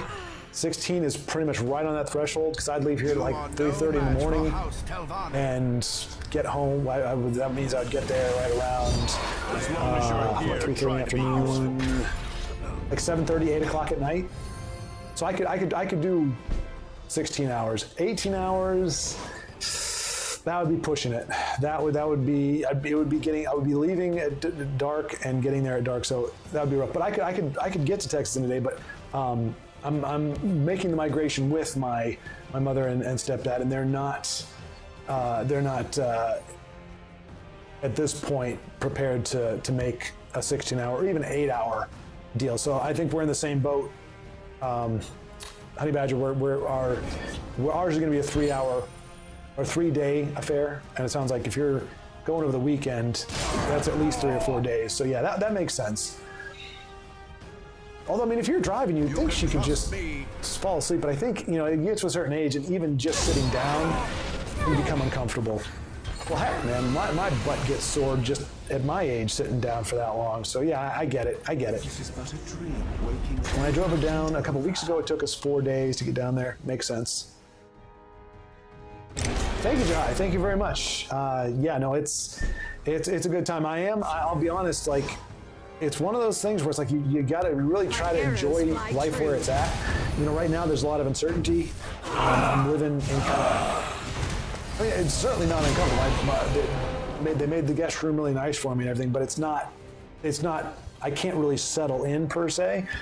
So I'm not settled. Everything's kind of here and there. I've got stuff in storage. I got stuff over here. I got things there, and trying to figure all that out. But I'm also fortunate. I don't have to keep working through all this, so I'm enjoying, obviously, this reprieve, this mini retirement. So I can't complain. But it's not like I'm just living a normal life with just absent of work. And unfortunately, when once I get settled in, it's going to be a short time after that I need to be looking for a job. So, but just trying to enjoy it for what it is. I mean, I consider myself very fortunate that I don't have to work through this time because it's kind of chaotic enough, and it gives me a chance to do this again, which is a really nice luxury to have. So, yeah, very thankful for where I'm at. But I'm like, man, what am I going to do? I don't know what I'm going to do for a living after this. I kind of get bored with stuff very quickly. Like I'm a jack of all trades, master of none. So I never really excel at anything. Like I'm not like Joe. Joe just got a promotion. I mean, heck, yeah, what was it? Pure Willpower just got a promotion. If y'all missed it, he just showed up earlier just to be like, hey, just wanted to say hey, and got a promotion right before the bonuses come out. So he's going to get extra bonus. Fantastic for him. Joe just got promoted. They recognized his abilities and. Nicely done. Nicely done, Kevin. That's some good playing there, Kevin. That's some good playing there. Oh, a daddy dig. Oh, premium daddy. Look at that. It's beautiful. It's beautiful. Ooh, that wasn't, well, yeah, that's pretty much a high roll. Or a really good roll. Oh, geez, that's a suck. That's all right. Daddy comes down next turn. You'll be all right. what do we call that? Casino? Oh, boy, howdy. Well, he can't exalt. Well, okay. What is it? Oh no. Oh, Kevin, you're getting hosed by RNG pretty hardcore here, man. But you got a lot to work with, so I'm feeling pretty good. You got Tazcat. I mean, the Gray Skull, man. Gray Fox is going to do good. You can yank his mana Marco.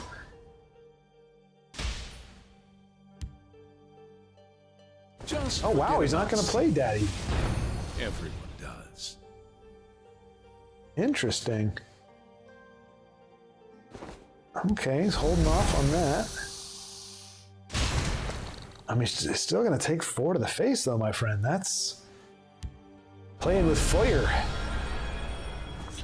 Playing with fire, especially with Dagoth. They got Swift Strikes and things like that. That's anything interesting. Well, okay. Luckily, Zodi cannot yoink his daddy since he's already there. But oof. Let's see. I see how it is. Y'all see that you see that I caught up and you gave up. That's totally fine. I see. Nobody's trying. It's like, well, if he's caught up now, we don't need to say anything. I get it. No, it's cool. I'm just happy to have been able to catch up. Yeah. There he is. And just like that, unless he's got a Fell the Mighty or Drive Mad. Should have just let me pick your pocket. I will rend your flesh. Stealer of Secrets, interesting. Okay, well that'll do it too. That'll do it too. Of all the cards to have, if I was Kevin, I'm punching a pillow right now. Punching it hard. Like, Bringer of Nightmares, really? Who plays that? Where did that come from? And why did it have to be a direct answer to Daddy? I mean, granted, he was able to get enough value out of it. Zodi is running short on cards, and Kevin's got a lot of He's got Tazcad, he's got Aspect. I will not be on the wrong side of history. Ooh, and he's going to use the Bringer of Nightmares. Oh, he's going to hold on to that one, I think. Yeah. Io, I'm eating dinner, watching the stream, playing Tesla, and planning tomorrow's session, and chatting occasionally. What more do you want from me? Come to submit. Chatting a little more frequently. The whole chatting, like all I saw was blah, blah, blah, blah, chatting occasionally. Make that chatting regularly. That's all I ask. I'm not asking you to eat dinner. Don't eat dinner. Still watch the stream. Still play Tesla. You told me you were done playing. You said it was already spicy, so I don't think you need to be doing that. So yeah, I just need you to try harder. Get good. Multitask. It's a thing. Can I do my homework for you? Oh, can I do his homework? Wait, hold up, Honey Badger. You're working and you're still in class? Are you in college? Let's take care of business, shall we? It's so cool. We have such a wide range of ages on here. Like, I'm not going to call anybody out on the old spectrum. Obviously, I'm probably on the older end. And then, we got, who was it? I can't remember the name. I don't want to call him out either, but like, found out it's a younger fella, like 15 years old. Oh, I think it was Fluffy Fries. Like, he's from China or Korea or something. And he's only like 15 or 16 years old. It can be hard to tell via text. No, I'm not in school anymore. It's just a joke. Oh, I see. Okay, good. They didn't get sweaty, but I swear there are times, like, I don't know about you guys, and obviously if you haven't graduated if you graduated recently, you wouldn't feel this, but like probably for about 5 years after I graduated, I'd have nightmares. My nightmare was that I had not graduated yet, and I had not taken any of my classes, and it was like coming up on finals. So I'm going in to the school, and I'm going to math class and having to face the teacher and be like, is there any way I can still graduate even though I haven't spent a day in your class yet? and trying to, yeah, it was just, that was my nightmare for a while, but eventually, done. somehow mentally I was able to like, be like, no, I'm fine, I'm not doing that anymore, I'm not enrolled anymore, and eventually those went away, but it took a while. School was a nightmare. I hated school with a passion. Uterus, wow. And body bag, ooh, all right. Body bag's a bro, we gotta check out body bag. And then after that, we'll check out Beatrice. Body bag, sorcerer against. Well, yeah, anyway, that's the Honey Badger. I'm glad you're not also in school. That would be brutal. I'll be right back. Gotta get ready to go to work. That's equally as brutal. Man, I do not miss those bizarre hours where you're, like I said, his Friday hasn't started yet. It starts tonight, and so technically your Friday ends on Saturday. It's weird. Wow, look at that buff. Old gate warden. There? Sorry, you got a negation for that. How did you end up with that? Okay, gotcha. Got the Ring of Imaginary Might. Oh, it's a javelin. Well, I guess it's not a hardcore aggro deck. So, wow, shouts in body bag. Was it you? No. There was another gentleman that I used to run into every morning when I would try to do my quests. Pigeon something pigeon something. Anyway, he was kind of like my mini nemesis. Like we were always playing at the same time every morning, and most of the time he beat me. But I remember I was like, we were exchanging wins, and then he actually came with a Shout Crusader and kicked my butt. It was either him or you, body bag. I can't remember. I think you also played that as well. Anyway, it left an impression on me. Obviously, I remembered it. Body bag and I have kind of seem to have the same policy when it comes to concede efficiency. Like this game is going south. I just assumed. See, so brother, watch. See, it says the match has ended. Like I'm clicking on it. It says you're battling in an event, but when I try to click on it, it doesn't let me in. Let me in, Edmorn. I know what deck he's on. We talked earlier. Bit of a meme deck, fantastic though. Sounds promising.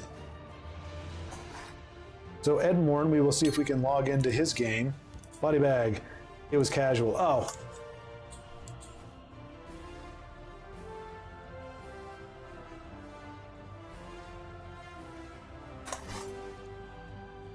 That's honestly, I don't know. Instead of saying nothing, I say, or however you want to translate that. All right, so we'll check out Beatrice here. Let's see. Baldric, I'm still dreaming about taking tests in my high school. That was ages ago. Same once in a blue moon. Okay, so yeah, so it's not just me. Good to know. But man, the fact that it still goes on, and maybe I have had it happen in more recent times. It just doesn't stick out in my brain as much. But yeah, Baldric, I think we're about in the same age, and yeah, that's taking tests, man. Like, and you don't. I don't want to say that. Body bag battling me with the non-verbals here. Or onomatopoeia, is that what it is? Onomatopoeia is when you make noises, spell out noises. I think that's onomatopoeia. Like, and Edmorn, there we go. So Edmorn is battling in a versus. So he said it's a bit of a meme deck, so we'll see what it is, if this is going to be a la Justin Larson type stuff. Because out of all the OGs, I think Justin was the OG meme deck creator. Because Charmer was time to fight guy. He was heavily favored aggro, and was more of just build the most efficient sorcerer decks, battle mage decks, things like that. Dragon Tamer Blade was all over the place, as I recall, coming up with just fun stuff. He kind of did what I try to do with like Justin Marshall, where he'd see somebody do like a crazy fun deck, and he'd build his own version of it. Who else was out there? CVH. He was very cerebral, and Well, let's see if we can find something useful. again built optimal decks. Wasn't really big on the meme stuff. Wasn't a big fan of decks that really stepped away from.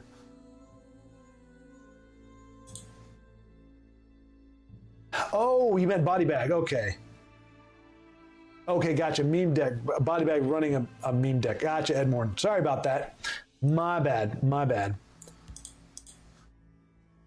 Oh, wait, so body bag was playing Edmorn. Did I miss that? I always miss when players are, when our friends are playing each other. I always miss that little icon there. So I think I understand now. Okay.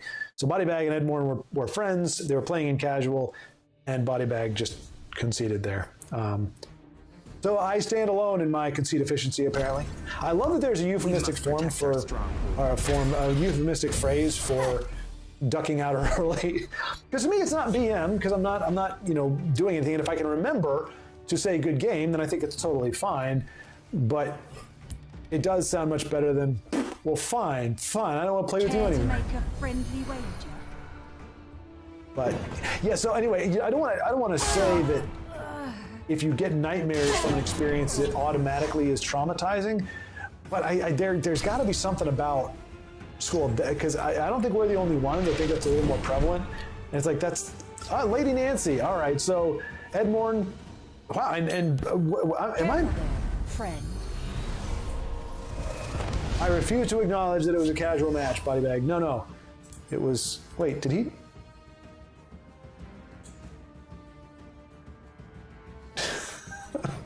I know it's a casual match. I wasn't saying you were wrong. I just didn't have a thing to say about it. So Edmorn, we're pulling for you. Dominion. I have never seen this many Dominion decks on the ladder ever. Never. So huzzah! And look at this. Suthe. I don't even know how to pronounce it because it never gets played. Suthe Bootlegger, for crying out loud. What an eclectic mix. What a day to be alive. What a day to be on the ladder. What a day to be in Legends, huh? And gonna go right around that guard for a punch in the face. I do feel, now, I would feel worse for Lady Nancy Vamp, but she is rank 2, so she is doing a very good job of climbing. She's halfway through the season, rank 2, she's in easy striking distance of Legend, so I don't feel too bad for her. That said, it does suck to come up against rank number 229 in Legends as a rank number 2. You at least want to be in the legendary ranks before you come up against somebody at Edmorn's rank. But that's the matchmaking that we have to work with. Lady Vamp has had a rough call as she's gone up against some of Tesla's best.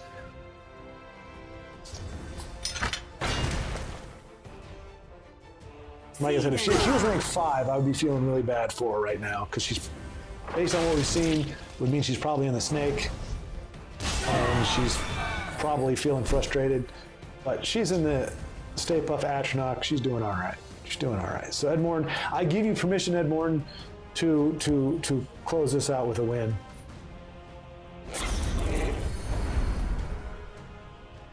I also went shrimped. I was taking one of my college exams in my old high school.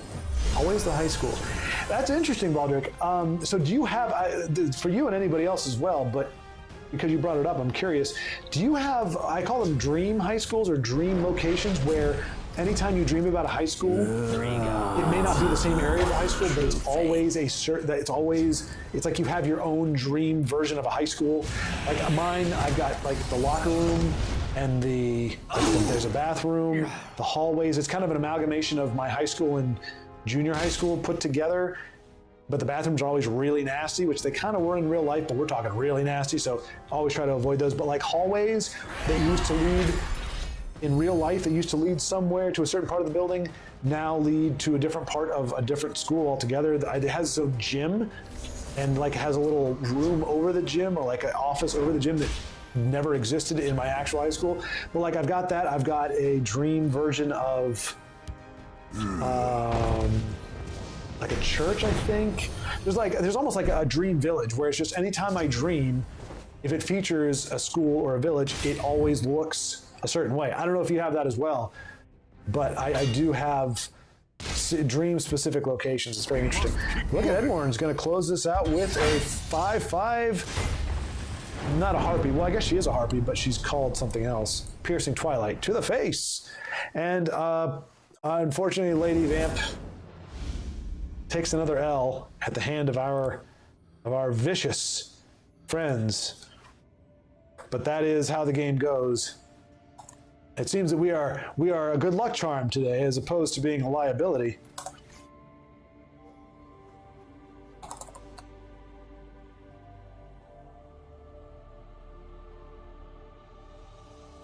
I always miss the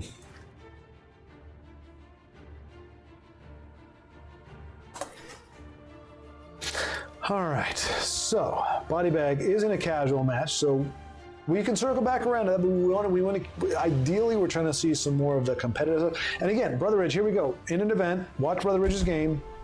The match has ended. So sorry, man. I would love to. Oh, here we go. Shake It Baby. Let's see if Shake It Baby is getting roped again.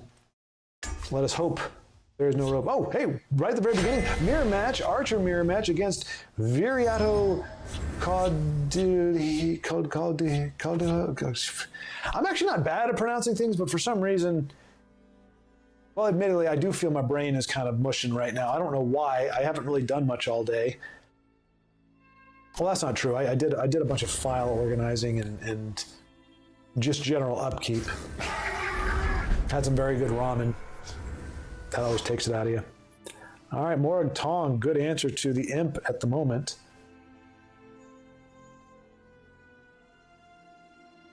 Oh, goodness gracious. Yeah, it's never the same, of course. It has too many floors, too many stairs, classrooms. In dreams, architecture places are always, at least for me, different than they're supposed to be. Right, Baldrick, but I'm just wondering, in your action, like, is there a consistency within your dream, though? So, like, your dream world is going to be different than the real world. It's going to, like you said, it has too much stuff. It sounds like you're saying, no, there's too much variation even within the dream for there to be overlap. I find myself getting a deja vu, or I like, in the dream, it's like, oh, it's that place again. And I don't think that out loud. It's just in the dream, somehow I'm aware it's a familiarity. Like, I feel like I've seen this particular building before, but only in my dreams. It doesn't exist in real life. That's what I meant. So it's different than real life by far, but it's within my dreams. It's always the same look. Nice prophecy there from Shake It Baby. Clearly he's been practicing his prophecy draws. It's hard for me to say that and not think drawers. If you have a southern accent, like, drop your draws. So when I say draws, I think drawers. I think of pants, and that's relevant somehow. You figure it out. I defy you. Ooh, that's a good one. All right, so that must mean either VC, that's how we're going to abbreviate him for now, got very, very lucky, or he is running heavy, heavy red. Like Nario. Good trade there by Yashwin. That's a nice one to have in ooh. VC also has... What did you expect? A friendly greeting? Some prophecy chops. And they're pretty evenly matched, even with the board. Shake It has 9 damage weighting. VC currently has 6. Looks like he's going to pull out some kind of buff. No, another shout. What is going on? We'll see how they like. I mean, I sounded angry, but I'm not. I'm just, it's amazing. Enraged Dragon Knight. I love this card. I hate the feet thing. It's weird. She's got these weird boot things where it's like dragon feet things. It looks weird. I want to be an assassin. Like Weird, Nario. that's all I'm going to say. I'll take him all But the rest of the myself card if looks I pretty have cool. The to. flaming sword and all, the glowing eyes and mouth. You know what that reminds me of, actually? Anybody ever see the Transformers, the movie? Came out in 1986, I believe. Traumatizing. We talk about trauma, that is traumatizing for a 6-year-old, 7-year-old kid who grew up with Transformers, who looked up to Optimus Prime. Transformers, the movie, was crap. It was a money grab, trying to push the new product. And even the writer of the script said, this is not right. We shouldn't be doing this.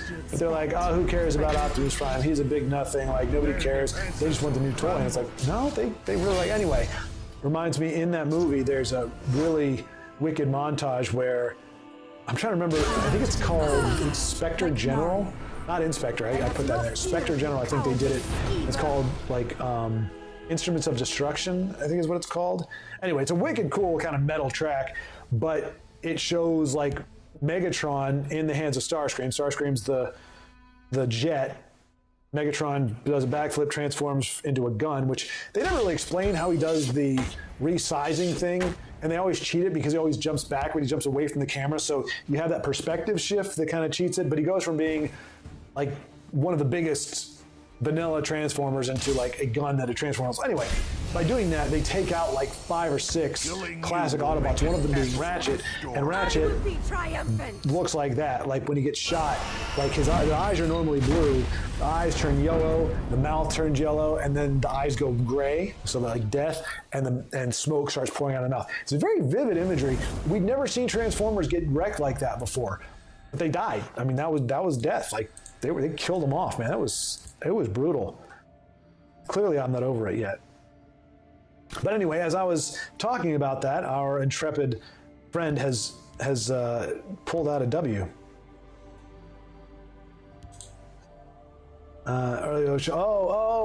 Okay. Ah. Now I see. Sorry for the confusion.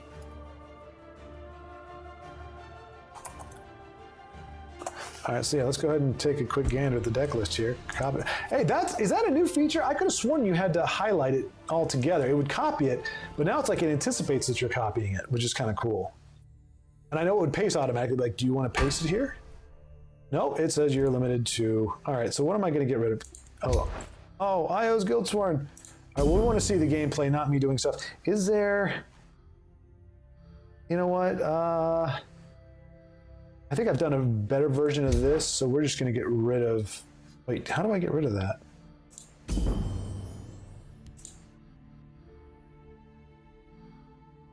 Goodbye, Double Dragon. Yes. Okay. New deck. Yes.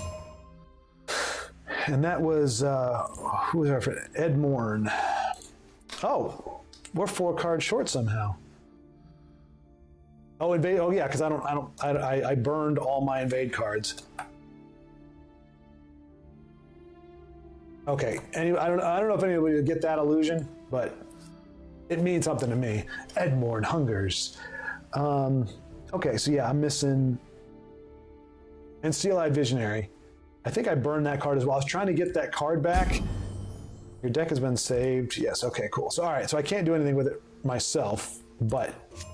At the moment, because I don't have some of the cards. Somehow, in my vast collection, I am... All right, Body Bag in casual, Edmorn in casual, Io battling in versus, Amarillo. Okay, Shadow. Let's take Shadow's in an event, doing the Gauntlet run. Honey Badger's back. And of course, I'm late on that, so let's see. Michael Bay Transformers movies. Okay, just making sure that you didn't say goodbye before I got to say hello. Also, turning off on lights in dreams does not work. Try that in Dream once. They did turn on. The theory is you can recognize a dream if you can't turn on the lights in a room. Interesting. Hold on. Does not work. Try it in a dream once. They did turn on. The theory is you can recognize a dream if you can't turn on the lights in a room. So wait. So, Baldrick, your experience flies in the face of that theory, right? Because you said you tried it in a dream and you did turn on. So you were able to turn on a light in the dream. But the theory is that if you can't turn on a light, that's how you know it's a dream. So I think you defied.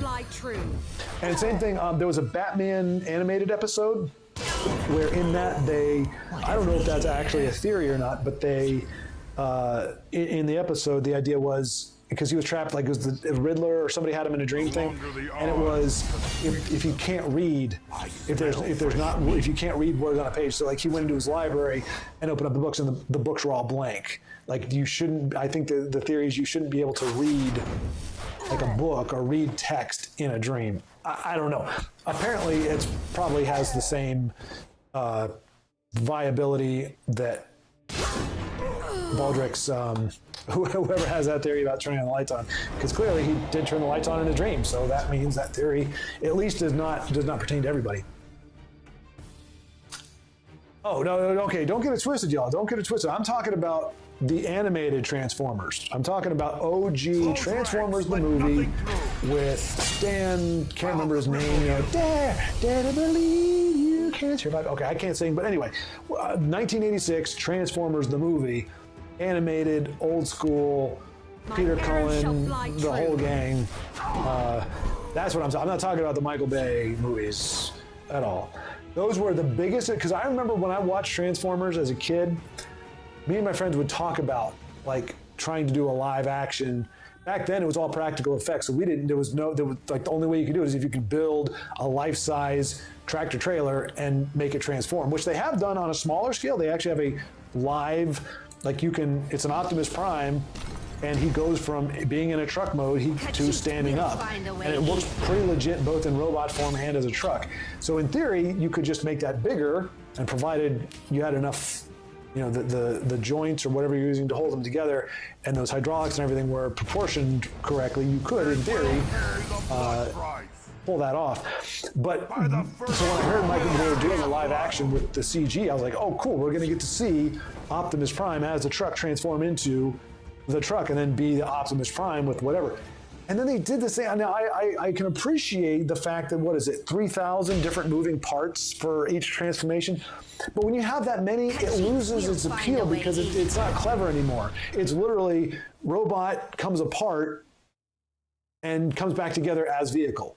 And you can't really follow the transformation. Like if you slow it down, it's just like this sticks out here, this comes out here, this does whatever. And so it all probably works, but it just doesn't look as impressive as when you see the arms actually tuck in. You see this, and you see the hands disappear in and another part push out. Like it's lacking greatly. And I couldn't identify one Transformer from the other. I kind of could. Bumblebee had a little bit. Optimus had enough red paint, but everybody else was just a big blob of metal stuff. I'm not gonna lie, as a guilty pleasure movie, I can watch it just because it's just wacky, kind of fun, but not as a Transformers movie, as just a robots doing things and not really making a lot of sense. I just remember hearing Peter Cullen just say the cube, like if he did a shot every time he said the cube, we must find the cube. Wiki, where's the cube? Give me the cube. Cube, cube, cube, cube. I love the word cube. Oh, cube. Cube, cube, cube, cube, cube. Cube, cube, cube, cube, cube, cube, cube. Are you from Cuba? My favorite actor is Cuba Gooding Jr. I'm Optimus Prime. Come at me! Let's see. Nothing will hold So I me guess back. that Io, with the great commitment to his opinion, they are what they are. Yeah. I guess that's what passes as if you don't have anything nice to say these days, right? That's, instead of saying if you don't have anything nice to say, you just say it is what it is or they are what they are. Baldrick, they never hooked me, but neither did Marvel or DC movies. Yeah, Baldrick, some of the earlier DC never did. I growing up, I liked the first Superman movie. Batman, I actually like Batman. Batman 86 probably has the most enjoyment to content ratio of anything that DC's put out. Although I will say the animated Justice League and Justice League Unlimited, those, I enjoy those quite a bit as well. So, and look at Shadow, man, just putting in work with that big kitty. Tiny has got to be just, like he's looking for an answer. He needs a silence or something, but because he's not going to be able to make headway as buff as his. Oh, and he's down to 2. I always focus on the wrong thing. And Steiny just, so he's just. Now at that point, I give him a chance to hit you in the face. I mean, he's got the cards there.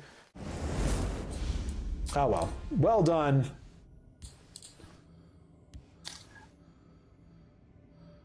Rare to see, GG, rare to see Kitty get that big.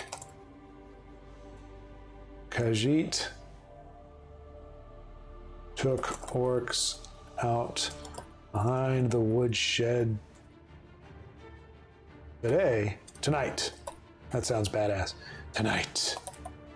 I'm Optimus Prime. Cube. Cube. All right, Io. Actually, Amarillo. We haven't seen Amarillo in a long time. Okay, well, that's why, because we can't log into his games either. All right. Io, here we go. Let's see. All right, so we got. Let's see. Yeah, DC, because DC, and I'm probably going to see people saying this exact thing. DC's problem is, aside from Batman, all their characters have this really crappy god complex with no downside. Like Superman, yes, there is yellow kryptonite that was developed later, but otherwise, initially, you joined just in time to see Io get lightning bolted by McGurk. McGurk sounds familiar for some reason. At least he's not McGurk. All right, let's see. Body bags still mixing it up in casual. We might dip into casual, but so like Superman, as I was saying, he's either God tier, and they just keep adding powers. Anytime he faces a problem that he can't solve with the current existing powers, they just give him another one. Like, I don't know how many different his eyes. He's gonna go blind. He's got 3,000 different kinds of vision. He's got 50 different kinds of breath. You know, now he can run as fast as a Flash, or at least in one of the iterations he pretty much could. In the movie, he reverses time, I think, if I'm not mistaken, by flying backwards around the world. It's just God tier, or he's a puddle. Like, green kryptonite makes him like, it's like he gets instant cancer times 50, and he's just a nothing. So it's not even like, okay, now we get to see how Superman handles, you know, this adversary without his powers. It's like, no, he's incapacitated. He can't even fight there. He's just a big puddle. Same thing. Wonder Woman, she had over the several years, she's had different weaknesses, and whether you think they're kinky or not, they were weaknesses. They were things that could kind of keep her in check. They eliminated those. Now she's just essentially Superman without the weakness of kryptonite, which they're just boring to watch. Like, there's no stakes with both of them. My favorite, I hate to say it, but my favorite Superman comic in retrospect was Death of Superman, where he is fighting Doomsday, and it's an actual fight. Like, he's not handicapped by kryptonite, but Doomsday is a being that's actually able to hurt him, and he gradually gets more and more becomes more and more aware that he's probably going to lose, and so you actually get to see him be courageous and actually fighting more or less like a mortal person, just on a bigger scale. It was like he had his powers, but because Doomsday was what he was. Superman was not invincible, and Doomsday was even able to. But Superman was nerfed there. He didn't move as fast as he has before. I think he lobotomized Doomsday. He did. I don't remember. Anyway, that was one of the more compelling Superman arcs because it was one where he could still fight, but he wasn't invincible. Wonder Woman, again, unless they invent some weird, wacky, stupid thing, she has no vulnerability weakness.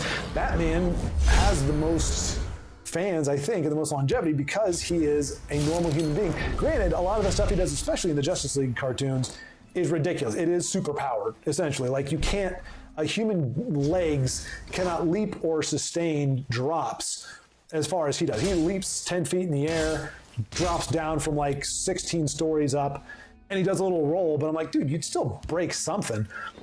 But in theory, he is mortal. He can be shot, he can be stabbed, he can whatever. But he's really their only like normal character. Everything else, Marvel does a much better job of having characters that can be. Let's see. Was waiting for the silence, but it never came. By the way, I can't remember if I told you directly in chat, but I think your casting with Brave Carrot for the tournament was awesome. Oh, thank you so much, Shadow. I went back and watched the. Wow. Oh, thank you so much. On behalf of Brave as well. That means a lot. And it does, it really does. It's one thing to do it on your own channel, it's another thing if people appreciate it when you do it somewhere else. That means a lot. I have no fear of you, I cowardly appreciate deceiver. you telling me that. And I'm glad you enjoyed it. Thank you, Shadow. Really appreciate that, my friend. That, like I said, that's a big deal. All right, let me see what you all said. Now, I said my piece about it. Let's see. Marvel died after Endgame for me. Yeah, Honey Badger. Admittedly, I did watch through Endgame, but after Endgame, I lost all interest. There was nothing. I never saw a preview for any movie or show after that remotely held my interest.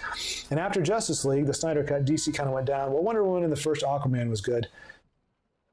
I haven't seen the first Aquaman. I saw most of Wonder Woman like at a friend's house here and there. I personally think both of those were serviceable from what I saw, but We'll find a way if in. the other DC movies hadn't been so bad, they probably wouldn't have stood out as much. I just think when average is rare, it gets elevated. Again, I didn't watch Aquaman at all. I saw bits and pieces here and there. Wonder Woman, I've seen most of it. And again, I was like, okay, it's serviceable, but it wasn't like, whoa. Like Iron Man for me was whoa. Like the way they combined practical and special effects, the arc that they had him on, you know, in terms of character development and how they treated, you know, all of that, I thought that was really good. Time has come. Made it for a nice side story. I do think Iron Man, all three movies, they suffered from this very bizarre and wacky tendency. And once again, Shadow is going to be getting a lot of value out of his kitty. The forest will not So, suffer yep, your takes out that guy and gets rid of the heirloom greatsword, which is a big deal. That means Lord Archimonde does not have. The Night Mother will All right, so instead of buffing up Kitty, he goes for board removal, which makes a lot of sense. So I think we're going to see Shadow make a comeback from here. Has a guard in that Shadow lane, doesn't have to worry about a charger taking on his Khajiit. And he's been whittling down Lord Archimonde the whole time, so he's already broken 2 runes, so it's looking pretty good for Shadow. But yeah, so Iron Man was like, wow. Captain America Winter Soldier was a wow for me. I thought the way the fight scenes and choreography and just the general kind of story, where they went with it was a wow. Everything else was serviceable for me. It was like, okay, it's fine, but it wasn't. And I'm not saying wow like it blew my mind, but just really well done. Anyway, what you all have to say here? So, I haven't watched any of the James Gunn movies. Oh wait, so you haven't seen Guardians? The first Guardians, and even the second one was a little heavier, but the first Guardians was fun. It was what my friend would call a romp. So, but I don't remember if that's James Gunn or not. But I think it is. But yeah, the first Guardians wasn't bad.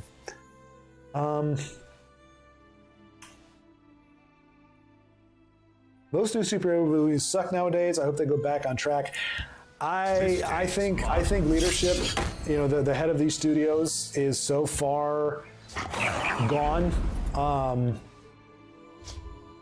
You know, I mean, oof, man. Archimonde got close, and a prophecy bolt could still do it, but Kitty's gonna save him from that. Can he kill with Kitty? He cannot. But yeah, definitely hit her first. That way you don't have to worry about prophecy bolt. And nicely done. Another.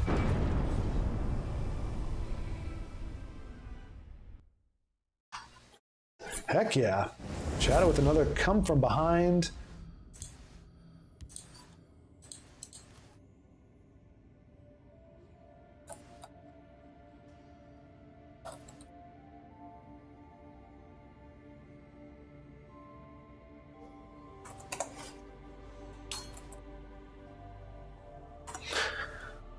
All right, so but yeah, I think like people like new movies or new previews and stuff come out, and people are like, oh, I hope this is good, or I hope it doesn't suck like the last one. It's like, if the same people are calling the shots, if the same writers room is out there, we can't genuinely expect it to get any better. You have to have new blood. You have to have somebody. It's like, okay, we got rid of the old showrunner, or we got rid of that writer's room. We're not using these same writers. We're not using these same people. If you're doing the same thing, if the same people, if Kathleen Kennedy is still calling the shots at Disney, we can't honestly expect them to get any better, because leadership is calling the shots. So like the actors are only going to do what they're told to do, because that's their job. Same thing with the writers. I guarantee there are great writers out there. As there always have been. But they're not being allowed to write. We're getting a lot of really crappy writers right now, and they're combining with really crappy management and leadership, and we're getting really, really subpar content that's really good for YouTube videos. Not mine, but like people that do, like there's a guy, Charlie Hopkinson, He does killer. I think I mentioned it before. He does killer like Gandalf, like Lord of the Rings deep fake. Like he does amazing voice work, and he does the deep fakes, and he does it for Star Wars. And that's really the only good thing about the new stuff is that you have creative YouTubers who can spoof them, joke them, do whatever, kind of piggyback off of them. And even those. If they feature too much of the original content, even those are painful to watch. It's like this dialogue is, so hard to watch. Wow. That is a crushing blow. No, not a crushing blow. That is a rage of unstoppable persuasion. Khajiit is done for. But Khajiit is done for anyway. Io taking another win with the end. And notice Io does have the Centurion. I don't know if we've seen that before. He has a Centurion tag, which means he has won 100 games with a 100% neutral deck.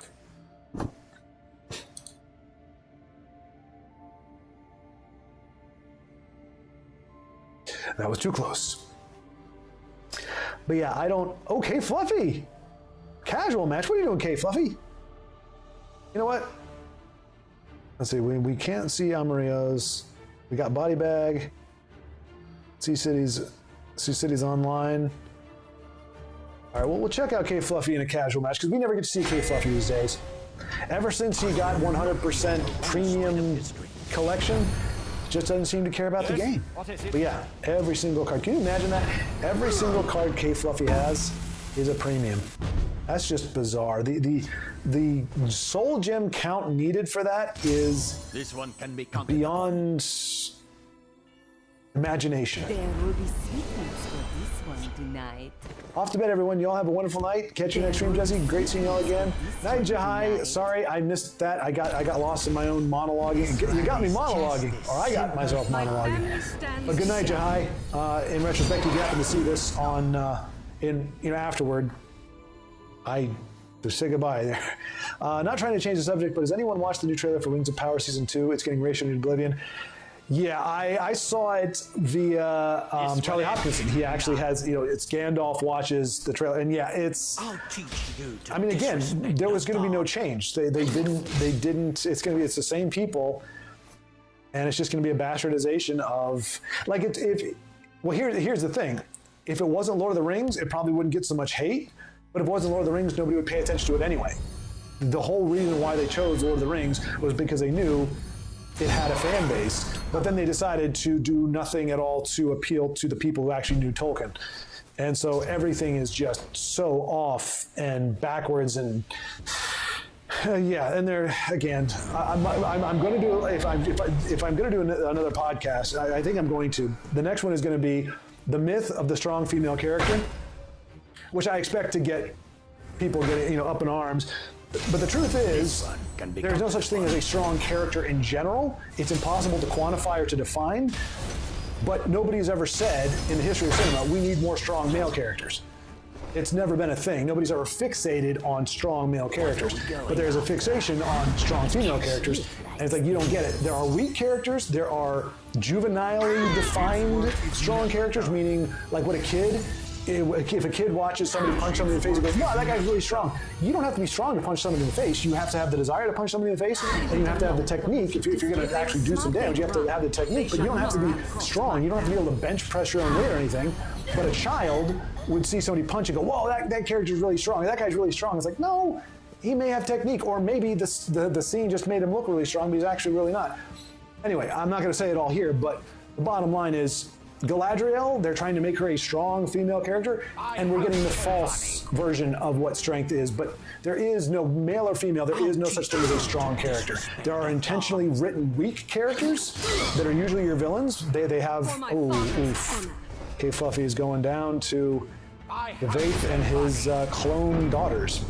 Anyway, I'll save that tangent for the actual deal, but we are infected. There is an infection where people are desperately trying to create quote-unquote strong female characters, and it's to the detriment. It's to their detriment because they don't actually understand what strength is and the fact that you cannot definitively have a strong character, because as soon as a character triumphs, they level up, and what was strength before just becomes their normal.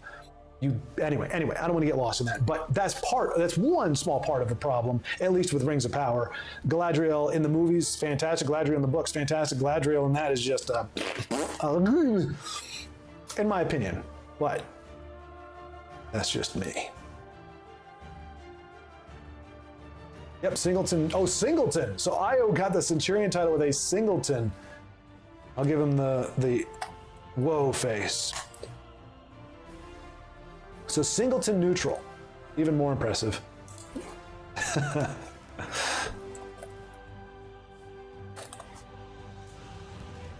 All right. Check out IO again here. All right, here we go.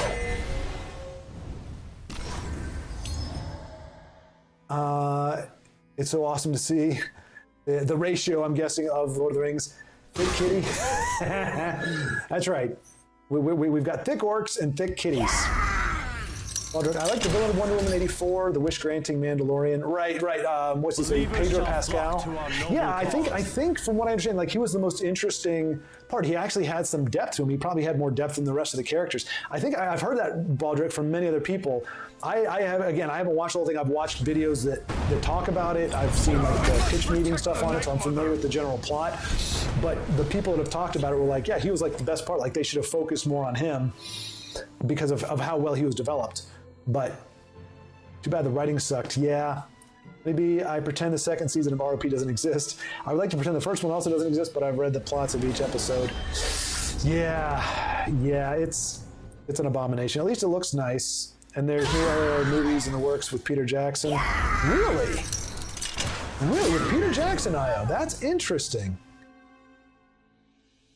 If that's true, that would be something, because I don't think Peter Jackson would do LOTR dirty. I mean, in fact, like they juxtaposed his philosophy. Like they did an interview. You've seen YouTube videos where they have Peter Jackson in an interview saying, you know, we want. I don't know why he's going to sound Australian, but whatever. He's New Zealand and Australian kind of. I don't know how to differentiate them yet, but you know, he's like, you know, we wanted to stay faithful to Tolkien's, you know, themes, and we didn't want to interject our own paradigms, our own view of the world into his work. We just wanted to be faithful to what he did as best we could. I don't know why I went Cockney there, but whatever. You know, so it was more about honoring that as much as possible and then making changes that arguably were necessary or ideal for making, for adapting a book into a movie. Like there are certain things you expect, certain things that need to fall into place in a movie. And so you could argue that most of the changes were made to allow for that adaptation, but otherwise keeping his views and his whatever out of it and just putting forth what Tolkien said. And they juxtapose that with the directors and showrunners of Rings of Power, which was we needed to adapt and change Tolkien's work to accommodate the modern audience. We needed it to reflect our current views. And so one is respecting the guy who wrote it and respecting it for what it was and allowing it to be what it was. And the other one is we want to take his name and some of the general characters and the IP and then do what we want with it. And you know, again, adjust it for modern sensibilities, which I don't know. I'm guessing historically every generation or every fresh wave of creators thinks, or of people think that they have the market cornered on truth. They've got the market cornered on what's right and what's wrong. But it seems like we live in a time now where we just definitively think we're at the apex of like everything else. Everything that was done 20 years ago is horrible and perverse and wrong and bad. And we understand what it really means to have it right now. And so we're gonna modernize everything and make it. And I think it's gonna age horribly. I think we're gonna see this as like a dead zone, a dark ages of media, dark ages of entertainment. The 2020s, like everything from I would say 2018 probably through up to current day so far is like the dark ages of cinema and shows. I mean, there are some here and there that you can find, oh, like that's not too bad, or that had promise, or that was mediocre. You know, hey, we're okay with mediocre. Like it's hard to get to mediocre. But in general, the whole philosophy, the whole way of making movies has not been about quality. It has not been about invention or innovation. It has been trying to rehash, play it safe. And I hate to say it, but, you know, a lot of the writing is not there. It's not from a tell a good story, develop good characters. There's a different motivation for trying to tell certain stories, and it doesn't make for good storytelling.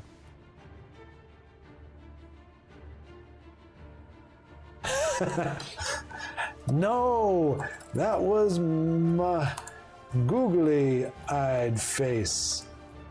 100 games is the ticket. And I'm sure you knew that. I'm just playing back at you, IO. All right, what do we got here? Montezuma is in a casual, shake it baby. Shadow, let's see if Pilfer Kitty can get it done for Shadow again. Let's see. I'm cautiously optimistic about those two movies with Andy Serkis and Peter Jackson. I have faith they'll do. Okay, so it is confirmed. So IO said it is going to be Peter Jackson in 2025. Are they doing the Silmarillion? That's really the only property left, right? Just follow the trail. But yeah, I unless Peter Jackson got like corrupted somehow, I have to believe he's going to do as good a job honoring it. If they give him the time, I mean, because we've seen Peter Jackson, Lord of the Rings, is different than Peter Jackson, The Hobbit. And I know some of you are keen on The Hobbit, but I would imagine that even if you like The Hobbit, you could see a difference in the quality. And it's not PJ's fault. It's what the studio is allowing him to do. So if they give him the time, and it sounds like if he's the director right off the jump, it means that he's going to be there for the pre-production, and they're not switching. It was Guillermo del Toro at the beginning, and it went from like 1 to 2 to 3 movies, I think, or maybe 2 to 3 movies, and then Peter Jackson came in when Del Toro stepped out.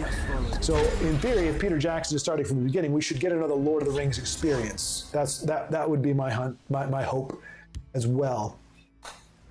Other studios sticking their politics. Yeah, Honey Badger, that is the short and long of it. Or the ideology, because politics can, it's not necessarily like political parties, but it's why, and I'm not trying to disparage anything in particular, but having grown up with the media, I can say this, why a lot of Christian stuff sucks. If you find out it comes from a Christian production company, a lot of the times it's crap because we want to tell a story, but if we don't have an altar call, it's not worth anything. If we're not getting our message across, if we're not preaching or teaching, then there's no point in making this movie. So the movies were always laden with characters that were not realistic because they had to be, even the bad ones had to be palatable, they had to be good. So even in a corrupted environment, they had to be kind of kosher. There was no profanity. You have, these supposed to be these hardened criminals doing whatever. They're like, hey, you man, I'm a bad guy, and I'm going to take you down, good guy, because I'm a bad guy. Like, that was their bad guy. They couldn't actually make a convincing villain because you would have to have profanity and actual violence, and you couldn't have that in a Christian movie. And you had to continue pushing. You had to make sure you got that messaging in there. And again, I mean, even as somebody who's a believer in many ways, they had no appeal to me because I'm like, I just want to watch a good movie. And if you can say something about whatever in there organically, sure, but let's not be doing altar calls and trying to I guess know your audience. If you're making it for kids or something, fine. Anyway, I don't want to get too lost in that, but that to say, activists are essentially it's like the fanatic evangelical Christian type thing where we are here to spread the good word, to spread our message. This is just a vehicle for it. The story doesn't have to be that great. We're not going to focus on the story. We're not going to focus on the characters. We're not going to focus on the entertainment. The idea is create something that allows people to ingest what we want them to see or to believe. And it can be done by anybody. It can be done by any group of people. But that's never a way to tell a story, period. And I'm happy to say that I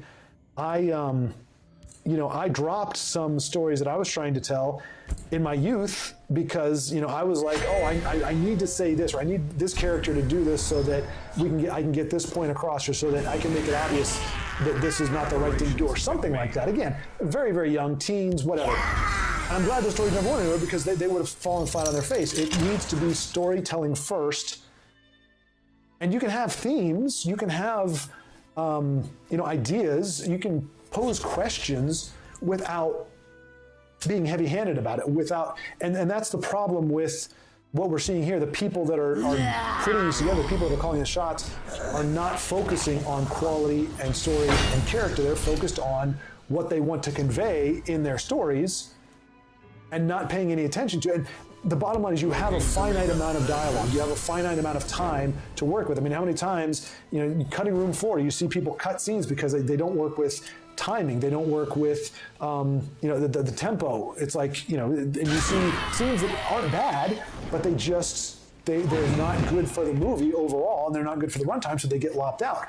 Now imagine you're now filling some of that dialogue, you're now filling with some of that runtime with stuff that absolutely has no relevance to the plot. It doesn't actually make sense to the plot, and it doesn't work for the characters, but if it's not there, it's not telling the audience what the producers or whoever the powers that be want you to know, and so therefore it needs to be laid in there. And so then scenes that would normally be for character building are there to make this very stilted character be a mouthpiece for the writers. And a lot of times you can see that. That's something you never want to see in movies. You never want to see the strings, and you never want to feel, you never want to be aware that somebody is manipulating the story. Storytelling is manipulation, and I don't mean that in a negative way, but when you have people that are telling a story, they are manipulating the audience very subtly to feel and to think and to see certain things. The music plays in a certain way, a certain character is portrayed in a certain way, the lighting is done in a certain way. Everything is done intentionally to invoke a feeling or a perspective about a character or an event or a situation in the movie. It's done with intent. Every single thing is calculated. And so, where was I going with that? I don't know. Manipulation, whatever. So, but storytelling, I don't know. I just lost my train of thought. But that is the essence of storytelling, and yeah, cutting room floor stuff, things want to convey. I don't know. I was on a roll and then I just lost the plot. Ironic, isn't it? All right, so here we go. Gone! Interesting. Okay, Peter Jackson to produce, Andy Serkis to direct. Andy, what does he direct? He directed something. I think he did a pretty good job, if I'm remembering correctly. But that does make me a little like Peter. Like producing doesn't have as much of. I don't know. I'm on the fence about that.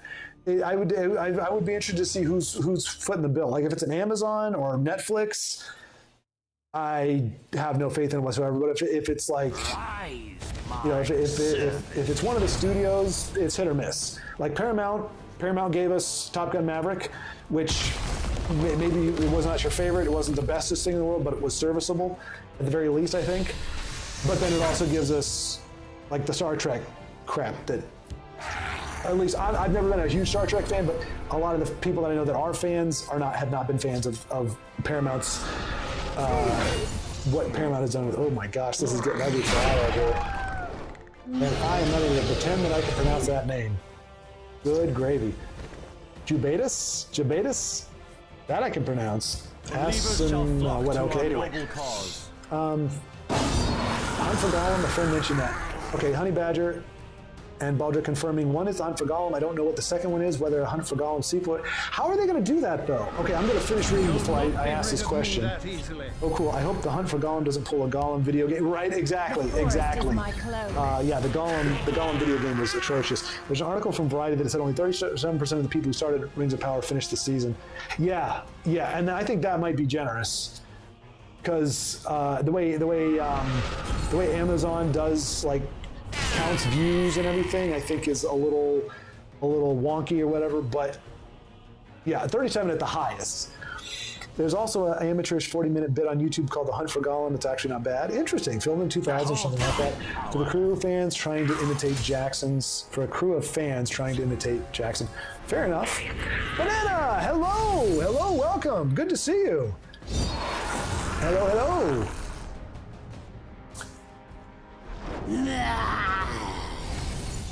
It's Warner Brothers again. Serkis directed part of The Hobbit. He directed Venom 2. Okay, I think amongst, I never saw Venom 2, but from what I understand, it wasn't like the greatest, but it wasn't burdened with non-narrative I'm trying to put it in the nicest way possible because I understand. Again, what was it? Michael Jordan said, even Republicans buy tennis shoes. Like, you don't want to unnecessarily. We're here for Tesla. We're here for game. We're here to have fun. I don't want to besmirch if people enjoy this stuff or whatever. I'm not going to change my opinion on it, but I don't want to bad talk it. But I think we can agree in general. A plot doesn't need to be burdened with messaging. It should just be, let's tell the story. But when you're trying to accomplish something other than storytelling, that's when you have problems. No matter who you are, no matter what your goals are, even if I agree with them, that's what I said. Growing up especially, I was all about, hey, whatever, Christianity is awesome. If it talks about Jesus, it's good. But even then, I'm going, but this sucks. I don't enjoy this, and I can't. Nobody else wants to watch it either because.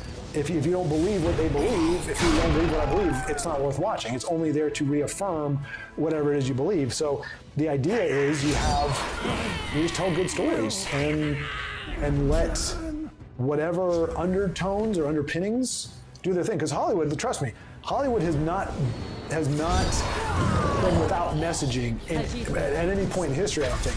But it's been very subtle. It's been woven in. It's just been, like I talked about in the podcast, normalization. There have been a lot of things that have been normalized over the years that we don't even realize until you actually sit down and think about it. I go, wow, in every movie, this is always kind of the gist, or in most movies, this is kind of what we're shown about these kind of characters, or this character, this way of talking was never normal, but you see over the years that people continue to talk this way or use these words. I mean, profanity, I'm not against profanity inherently, but for a long time, There's a play. there were broadcast standards. You couldn't say certain words, but you start throwing them in there, you start leaking them in there little bit by little bit, slowly and surely you erode it to the point where you can pretty much say everything but the F-bomb. And I feel like a child saying that, but unless I'm saying it for comedic effect or because I'm angry to convey my anger, I feel weird saying it, so I'm just gonna say the F-bomb. But now, pretty much everything except for that and maybe the C word are fair game, even on sitcoms. So there is a normalization of things, and sometimes it's okay, and sometimes it's not. It's not the greatest. And like I said, I don't think profanity is inherently horrible. I think gossip is a lot worse. There's a lot of people that decry profanity, but they have no problem talking smack about people behind their backs. And I'm like, profanity is a culture thing. I could go to China and say some of the worst string of profanity, and they're not going to have a clue what I said. I could be saying "babaloo boo boo" for all they know. But if I go over there and gossip, it's going to have an impact. It's going to stir up strife, regardless. So I always find it interesting when people nitpick profanity, but then have no problem with slander or spreading false rumors, which would be kind of slander, or again gossiping. Well, I'm just worried about so-and-so. Let me tell you why. Let me tell you what the hearsay is, and this is why I'm so worried about it. I'm so worried about him. I've gone cross-eyed. Good to see you making videos and live streaming again. Still getting used to reserve Friday night for it. Well, thank you, Banana. Yeah, I'm going to miss. So we'll be live at 5 next week as well. The last Friday in May is going to be during the move. So 2 weeks from now, there won't be a live at 5. But hopefully after that, I'll be back, and I'll be back with my actual setup. It will be in a B&B at that point, so not my final destination, but hopefully it's going to be a room, hopefully with decent acoustics, and we'll be back, and probably up through September at least until I get a new job, and unless that job has me working Friday nights, I will be doing Friday. When Vincenzo comes back, I'll probably acquiesce to that because, like I said, I stepped away and he filled that gap. Oftentimes with Denise filling in, which is fantastic, and I don't want to. He had to step away because of his life stuff. I don't want to cannibalize on that. So maybe I'll come in later or something. We'll figure something out, or we alternate Fridays or something. But once he gets back, I want to give him his spot back because I did. I was like, hey, I'm done. And I think Victory is yours. Nicely done. Wow, finally starved Gobos of the cards.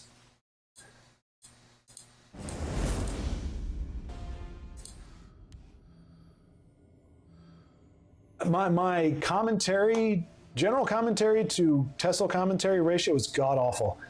I probably talked about Tesla out of the past 6 hours of Live at 5, probably been about 4 minutes of actual Tesla discussion. But that's fun. It's fun. Okay, we don't have two friends going in casual, so we'll check out Shadow again. I'm just running with Shadow because, like I said, we very rarely get to see Azura clan members play. Very rarely get to see Shadow, and he's running some fun stuff, and he's in a good spot.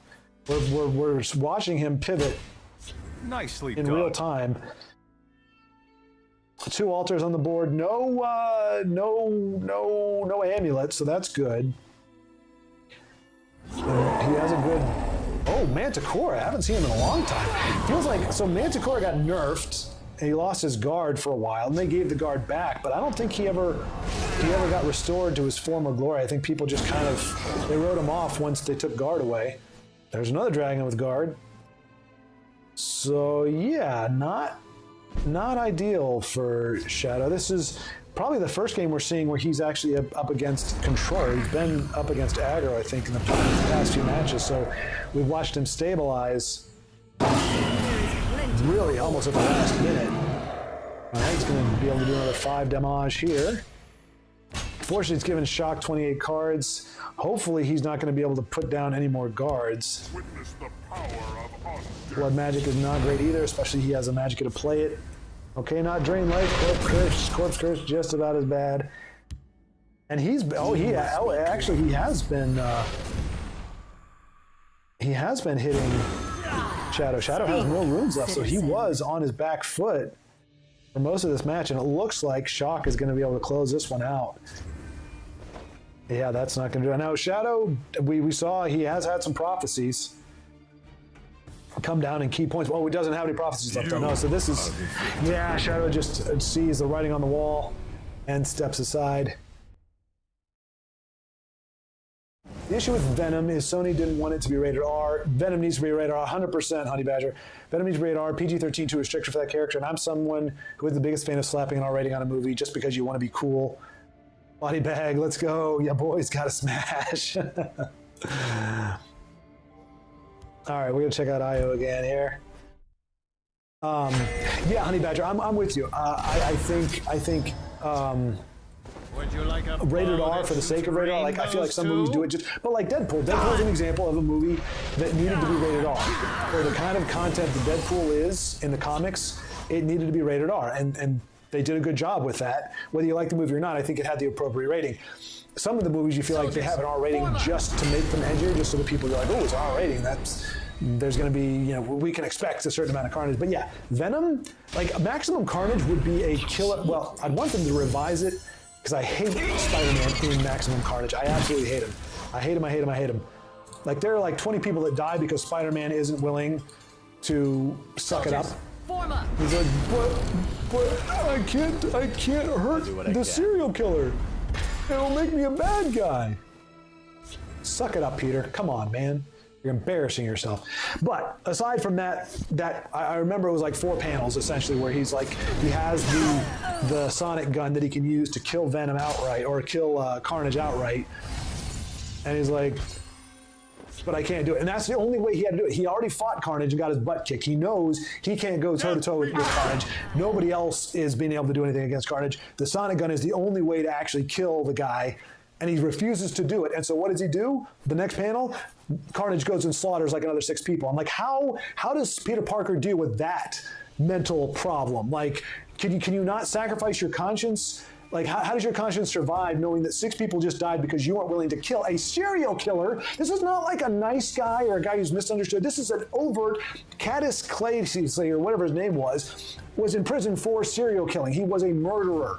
If you can't kill a murderer to save innocent lives, there's something wrong in your head, Peter Parker. Uncle Ben really screwed with your psyche because that is a no bueno as far as I'm concerned. But aside from that, Maximum Carnage is really engaging, and I think with the CG, yeah, seeing Carnage, Venom, and where Venom can actually be a good guy without really being a good guy, like he's supposed to be. Like he's not supposed to be lovey-dovey. He's just pissed off at Carnage more so than he is Spider-Man. Until I think that's how they would rewrite it. They rewrite it where Venom gets in Spider-Man's face. It's like, why'd you let him go, Peter? You pathetic little twit. The conjuration. Somebody's grandmother, never mother, and stands. sister and father just got killed. Somebody's Uncle Ben just got murdered because did you learn nothing from the inception of your creation, Peter? What happened when you let the bad guy go free? He murdered your Uncle Ben. What happened when you let Carnage go free? He killed somebody else's Uncle Ben, like 10 of them. Oh. That's why I lost my love for Spider-Man during Maximum Carnage. But I still think with a little bit of a rewrite, it could still be a really good trilogy, or at least maybe one movie.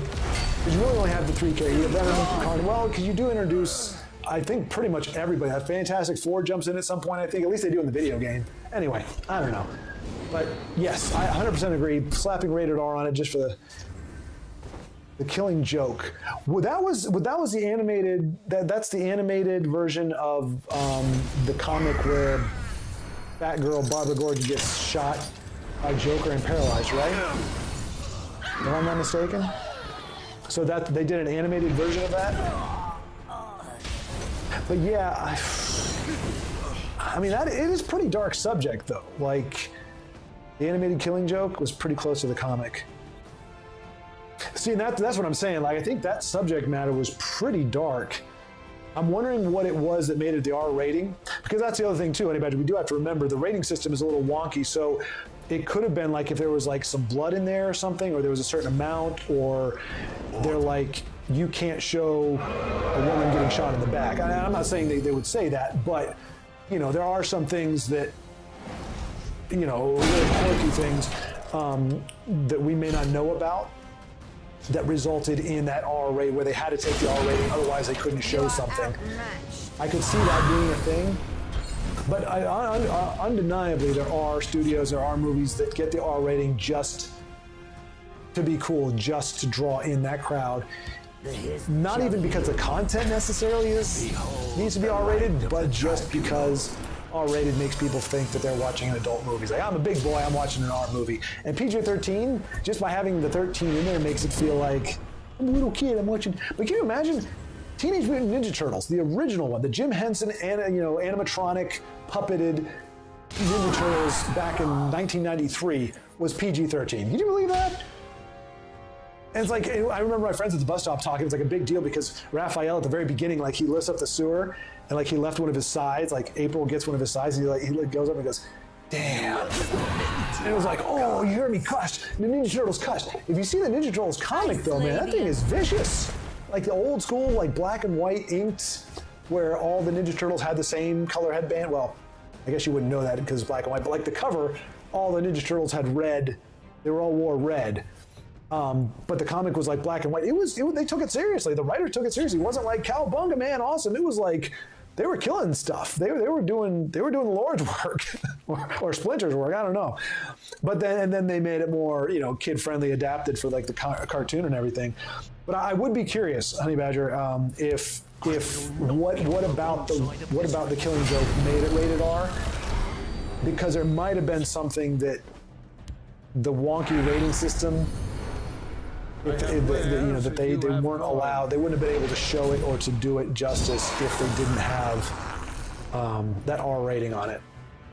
I don't know, I haven't seen it, but that's okay. But that is the one you were talking about. Okay.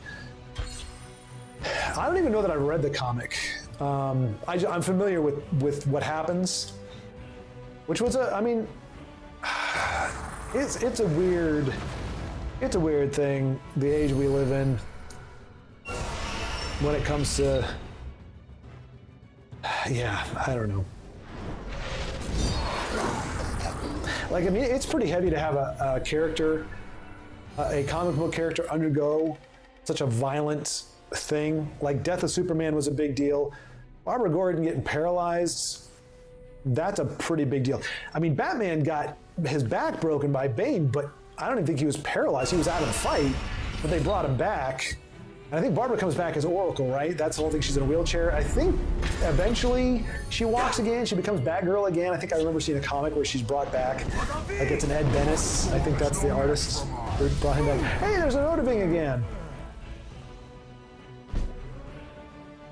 Not looking great for a lot of Atronach. That's a pretty nice pull there. Unfortunately, Junga's got a really robust Shadow Lane.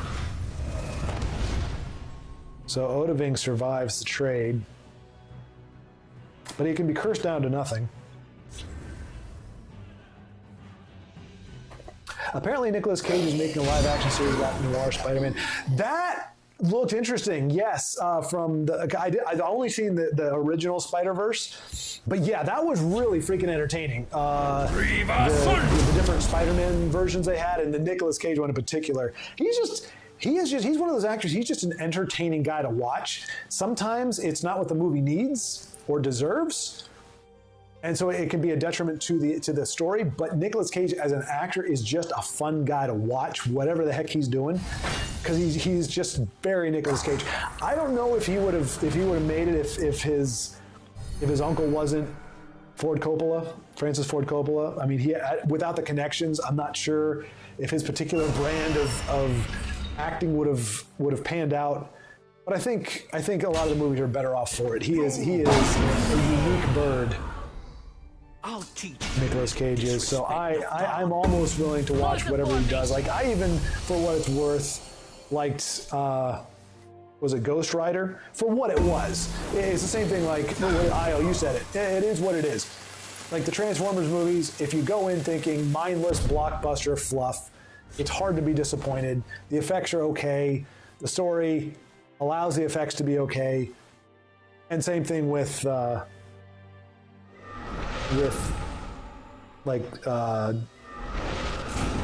Daredevil. What did I say? Daredevil? I meant Ghost Rider. Yeah, Ghost Rider. It's like, okay, it's going to be a Nicolas Cage movie, and for what it was, okay, we got to see Nicolas Cage, got to see some fiery skulls. Wasn't horrible. I'm actually looking forward to a 1950s style noir Spider-Man. Yeah, exactly. I love 50s gritty settings.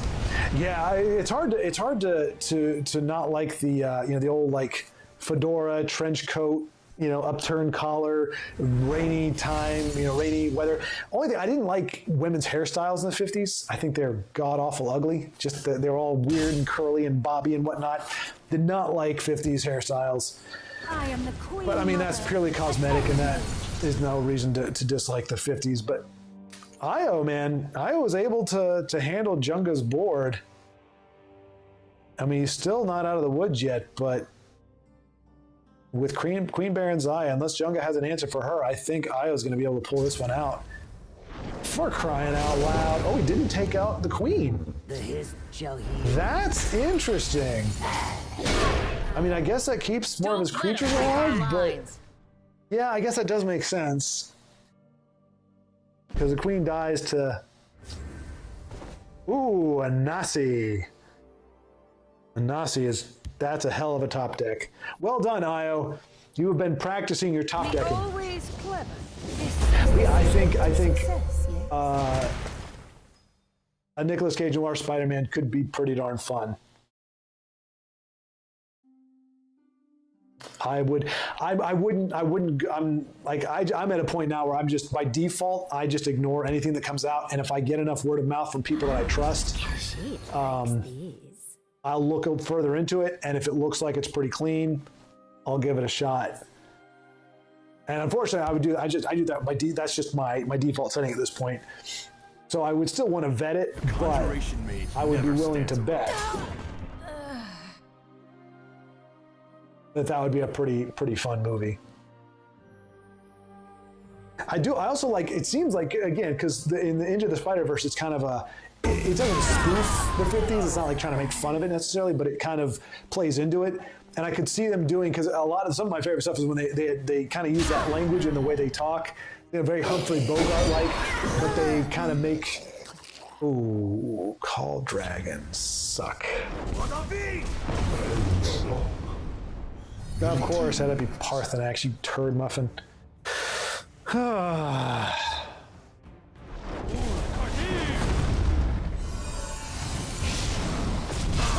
what a way to end it out. I mean, it's not over. It's not over. You can't count out Io. He's a legit player. Look at that. Yeah, there's a reason he's got that top 10 card back. But this game's been full of swings. That's a nice pull. Bye-bye, Parth. Your coin or your life. Although, is Choose. that lethal? And that's 12 and Shadow 15. Oh no, Io.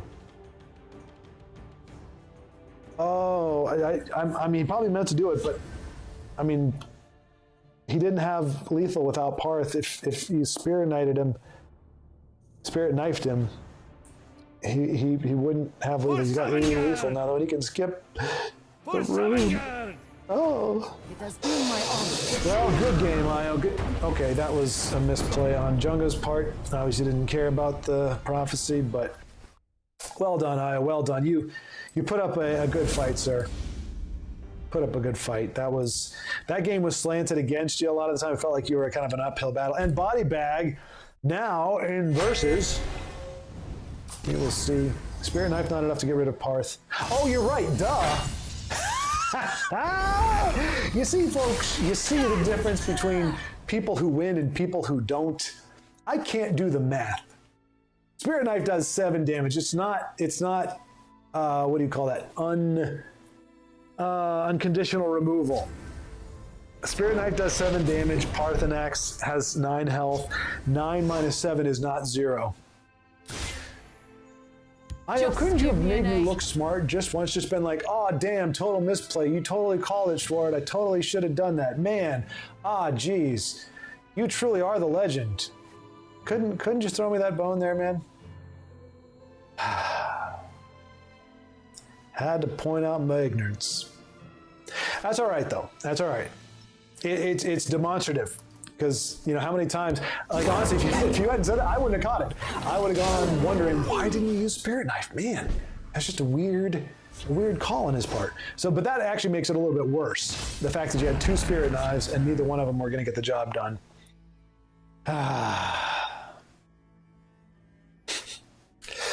Yeah. It's good. You know, I've got this humility pill right here that really is created by me talking. That's all it is. I talk, I say stupid things, and it's not in my nature. Confound your nature. No, it's good. It's good. You know, I am my motto, or one of them, is I want the truth no matter what the truth is. It doesn't do any good to cater to a lie. It doesn't do any good to delay knowing the truth because it's not going anywhere. You know, so I used to do a thing like if I was getting an email that would tell me whether I got a part or whether, you know, I got into a college or something, you know, I used to kind of do the slow review where I kind of put my hand up and I'm just slow reading. It's like, as soon as an email gets there, it's done. I'm either in or out, and all I'm doing is delaying how long it takes me to see it. It doesn't change the truth. I might as well tear the Band-Aid off and just figure out what the truth is. So, yeah, so I'm 100% on board with you humiliating and embarrassing me by speaking the truth. It's cool. Honey Badger, I'm at work now. If I can hop back on before the stream ends, I will, but if not, it's been fun, and see you next week. Yes, indeed, Honey Badger. I hope you do well at work. Hope you stay in good health, stay healthy, stay well, stay awake. I'll fight to my last breath. This might be another one because we got Io.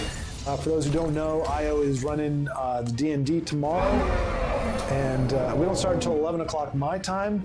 But I am. I've been not getting my full night's sleep, and I didn't really take much of a nap today.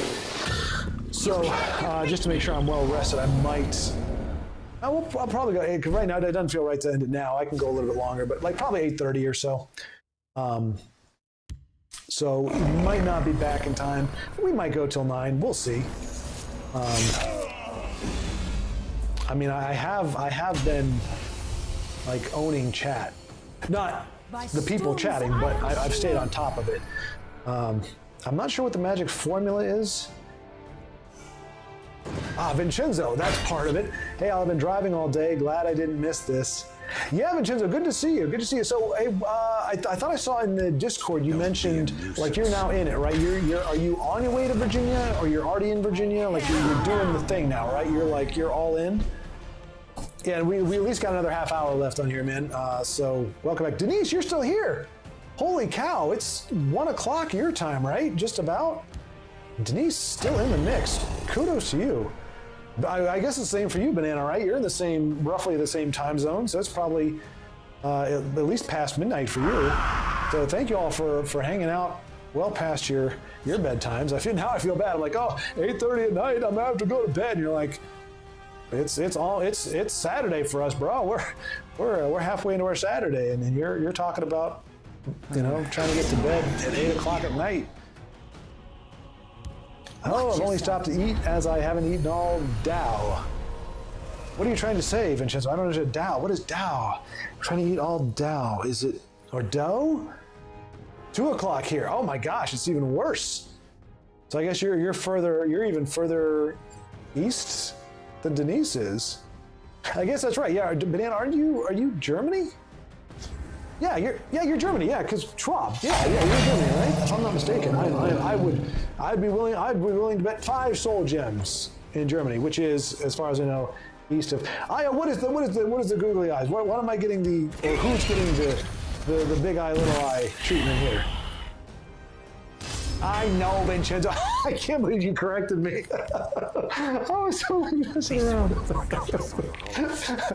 I'm sorry. I made you type that while time is of the essence. I made you clarify. I was totally messing around. I knew what you were trying to say. Oh, sorry, man. Sorry, that was a dick move on my part. I got distracted by Banana, who was telling me what time zone he's in. So I forgot to say, I know what you're trying to say. And I just get more goggly eyes from IO. No answer there. Baldrick also 2 o'clock. Wow. Yes, did fall asleep for about 20 minutes, but woke up again.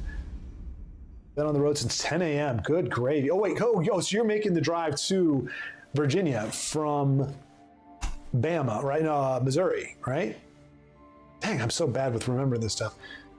So if you left at 10 and it's 8 now, so you're 12 hours. So you should be at least in Virginia. You may not be East Coast Virginia, but you should be in Virginia by now, right? Driving, that's all. Yeah, I get you. It's crazy, man.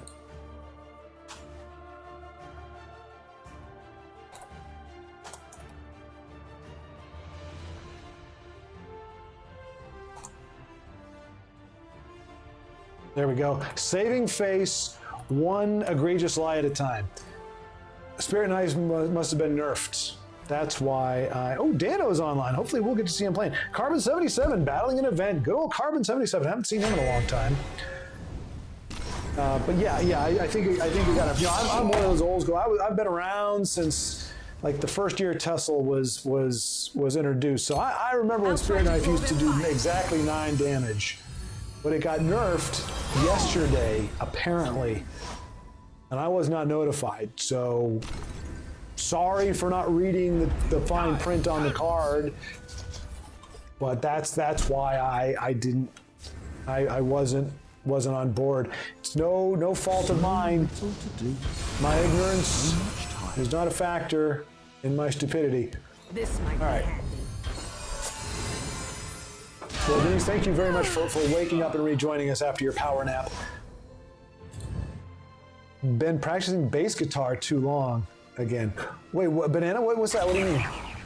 By the fires of oblivion. But yeah, I remember Banana. Obviously you got a. I believe that's a bass guitar as your icon, right? So if I remember, you're in a band, right? You play with a bunch of fellas or folks. Could be gals too. But no, I mean, you got to keep that up. That's like keep progressing. Got to have those productive hobbies. So I'm glad you're still doing it. And I'm guessing you've got the calluses already. So because I think when people are starting out, and maybe even if you're not doing it regularly, if you don't have those calluses, it can hurt because you're pushing on those strings. The bass guitar has really thick strings, right? I don't know. I'm speaking from a quasi experiential thing. I just thought I remember bass guitars having the bigger, thicker strings, so it's like you're really having to push down on them, but I could be way off.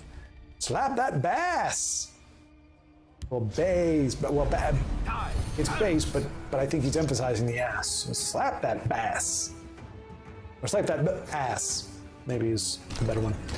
I'm tired from driving, that's all. I'm right outside Atlanta. Oh, geez, Atlanta?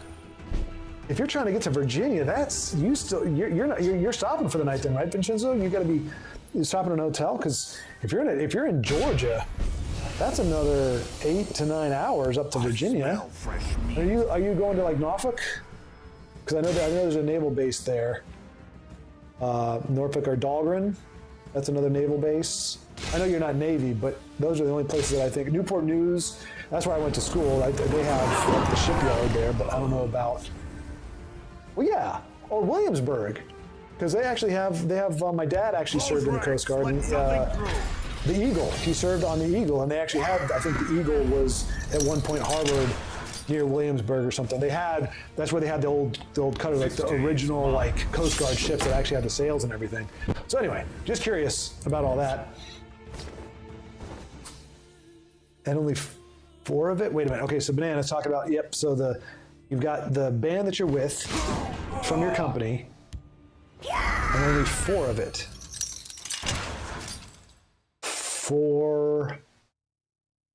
4 band members, 4 strings.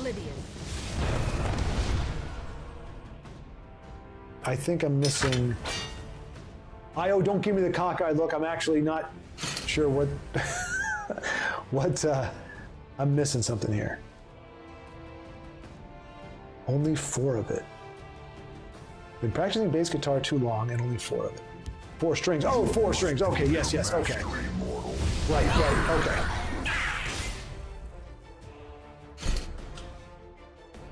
Gotcha. It's crazy. Elements, I summon Holy cow, what is going on? Like, today is just a day of days. Like, how many times have we seen Supreme Matromancer close out a game? That got to be at least the 4th time.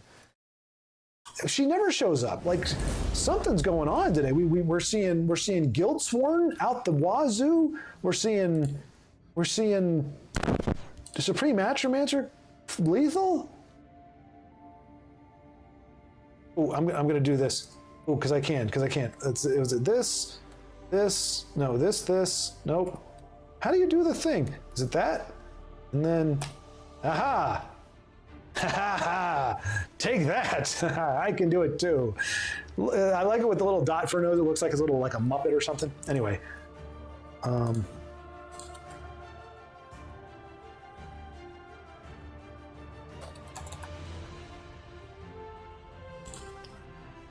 All right. Nobody's playing? Oh, here we go. Oh, I'm not playing. Oh, so it is the long line. I like the dot for the nose. I think that's cuter. Not that I want my icon to be cute, but Witcher NPO versus match. Let's take a look at what Witcher's got going on. He's in the A. Ross clan. All right, we got Red Year in effect. Another Spirit Knife. That's another card we're seeing a lot of, but I don't remember being very prolific. I have many important things on my mind. But this one's a little too close to call. Heartlander's got an altar and an amulet, which is a dastardly combination. Witcher's running a little short on cards. He's going to get rid of that altar, it looks like. He does. And we see the goofy Wilds Incarnate with the ridiculous antlers that would rip its own head off if it tried to run because of arrow, non-arrow. No! Not as big of a deal when you have 12 Magicka, I think, and 2 cards, so that doesn't hurt as much as it could have. Ashlander is going to be painful, and it looks like he stole that from Witcher, which makes it even worse. Behold my if there's one thing Telvanni doesn't need more of, it's draw power, but interesting. He chose to do that instead of... Long time to see. Are you back in the game? Yes, sir, Carbon. Let's, all right, we'll wait and see what... because the game's too close to call at the moment. That's an interesting play too, because now you got a lot of stuff that's got to try to trade with Belly G. And that wouldn't have been lethal anyway. So now either that, yeah. There is Otherwise, he would have been able to kill Belly G. He would have had 1 health left. More draw. More heals. Come on, Witcher. Close it out, buddy. Close it out. Never understood my work. See you later. Jeez. And Harlander's got that card draw. Dang it!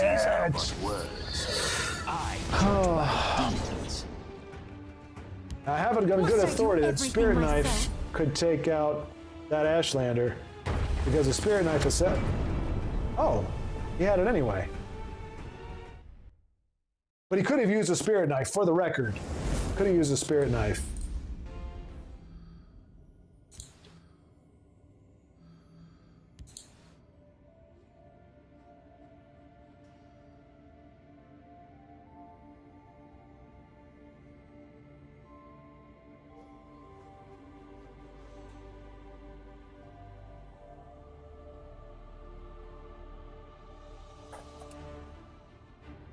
Cool. All right, and we got, let's respond to Carbon here.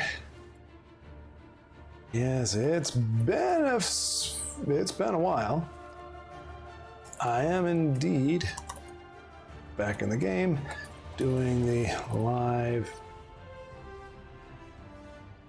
at 5 again. Wait to see another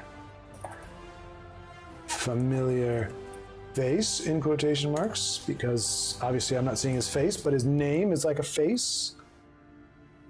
See, my guy's cute. He's like a little ooh.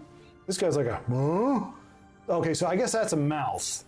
Your guy is it's eyes on the side of the mouth. My guy is a nose. That's a nose between those eyes. Your guy's, that's his mouth. So my guy could be smiling. Your guy is decidedly not smiling. He looks very unhappy. Kind of skews me out a little bit.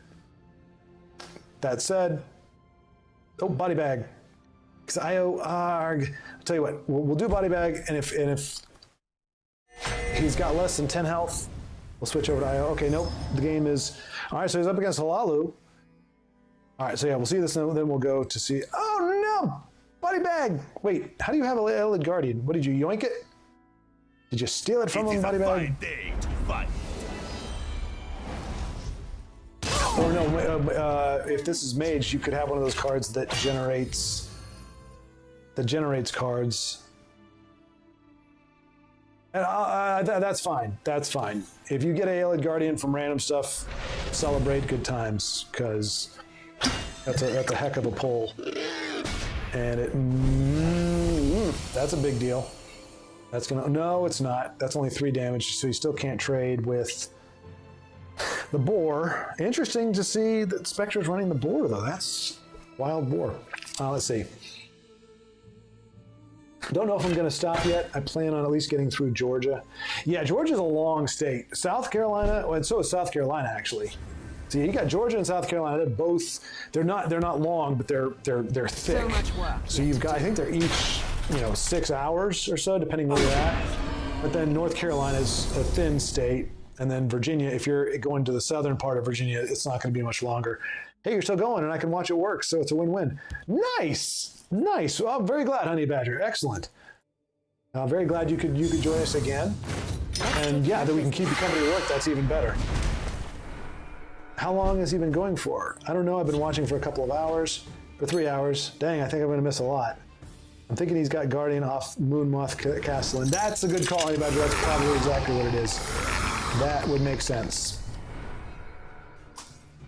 And that is that's a high roll off of that. So body bag, showing the heart of the cards, probably being rewarded for playing cards like Luminous Shards. And this guy right here, the Aurelian Paladin, he gets no love. I mean, I feel like we're watching a, oh, wait. I just got trolled, didn't I? This is Versus. I mean, I didn't really get trolled, but that's what this is, Versus. That's why. Just when I was recovering from the Spirit Knife debacle, I'm like, hey, if I didn't know any better, this looks like a Versus matchup. If I didn't know I don't know any better. It's actually a Versus matchup. Okay, well, good to know. Nicely done. That is one hell of an answer. Oof. What in the world? Take your positions. Most random card ever and the perfect answer for the Guardians. Hey, and I give you props, Buddy Bag. You know, you didn't have a retaliatory action. Because a lot of people, they give the compliment, they're like, nice, because they have an answer. And so it's more like, oh, that's not bad, but I can one-up you. So to actually have the wherewithal to graciously say, hey, nice, you had the answer, without having like a retort or a play to undo that is admirable. So well done, sir. Oh, this is gonna hurt. They're coming to get me. I know it. Oh, man. And Body Bag is going to step out of the versus arena game that he was in. Well, I finished my delicious Waffle House. Oh, no. Oh, jeez. Well. Oh.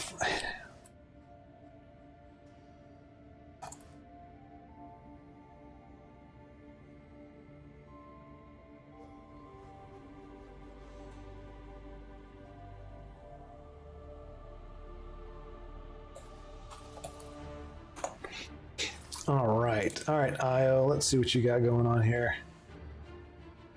Oh, wait. Okay, yeah, we can go Io, and then we'll do Carbon 77 again. Yeah, so it should be, well, I survived Waffle House, so I'm going to hit the road again. Have fun, everyone. Hope to chat with you all soon. Yes, indeed, Vincenzo's safe travels, my friend. Hopefully at this hour, you don't have any of the nasty traffic. You're not going to be going through Northern Virginia traffic.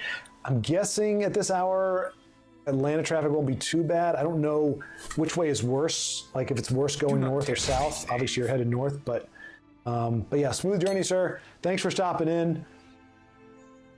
Glad you got your food, and the waffles. Waffles are fantastic. I'm a big fan. It's hard for me to like on any given day waffles, French toast, or pancakes. I think pancakes by default are my favorite because you can. I just like. I mean, you'd think pancakes and waffles are the same. I don't know if the actual batter is. I think it is, but for some reason the fluffy. Oh, just when you the pancakes, like when you throw the stack down and they bounce. Oh, and IHOP, they don't do a lot of things well, but they had butterscotch syrup. Ooh, I'm gonna have to eat some food after this. We don't have pancakes, so I'm gonna find something scrumdiddlyumptious to eat after this because that sounds really good. Now I got myself all hungry and whatnot. Thanks a lot, Vincenzo. Somehow you got me craving food after telling me you ate at Waffle House. It's been ages since I've had Waffle House. Yeah, same here. Although when I was down in Dallas a couple weeks ago, the hotel had a waffle maker and I had Texas-shaped waffle. Lord of the Arena living up to his name. Yeah, man. Yeah, that was... Yeah, exactly. No. Okay, so that took me a second longer than it should have, but yes, because it is versus Arena.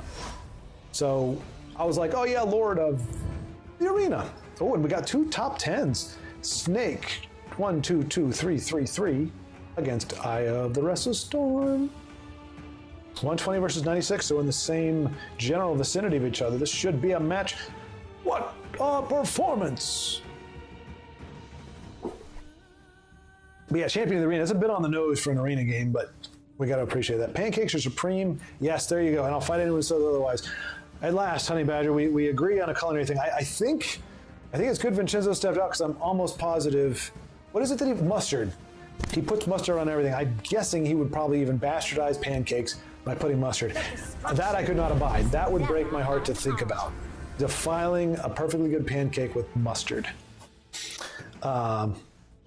Yeah, pancakes, because you can change them up in so many ways, and that that's that fluffiness. Waffles are okay, and a Texas-shaped waffle, that does seem like a very Texas thing to do.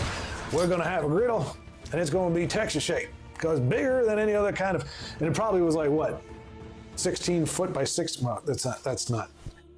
All right, I'm barely gonna make it to 8:30. We'll stop at 8:30. I am as inane and as incoherent as I can be on any given day at my peak. I am infinitely more so this time of the day. Now, I've been up since 3 in the morning, so that's part of it.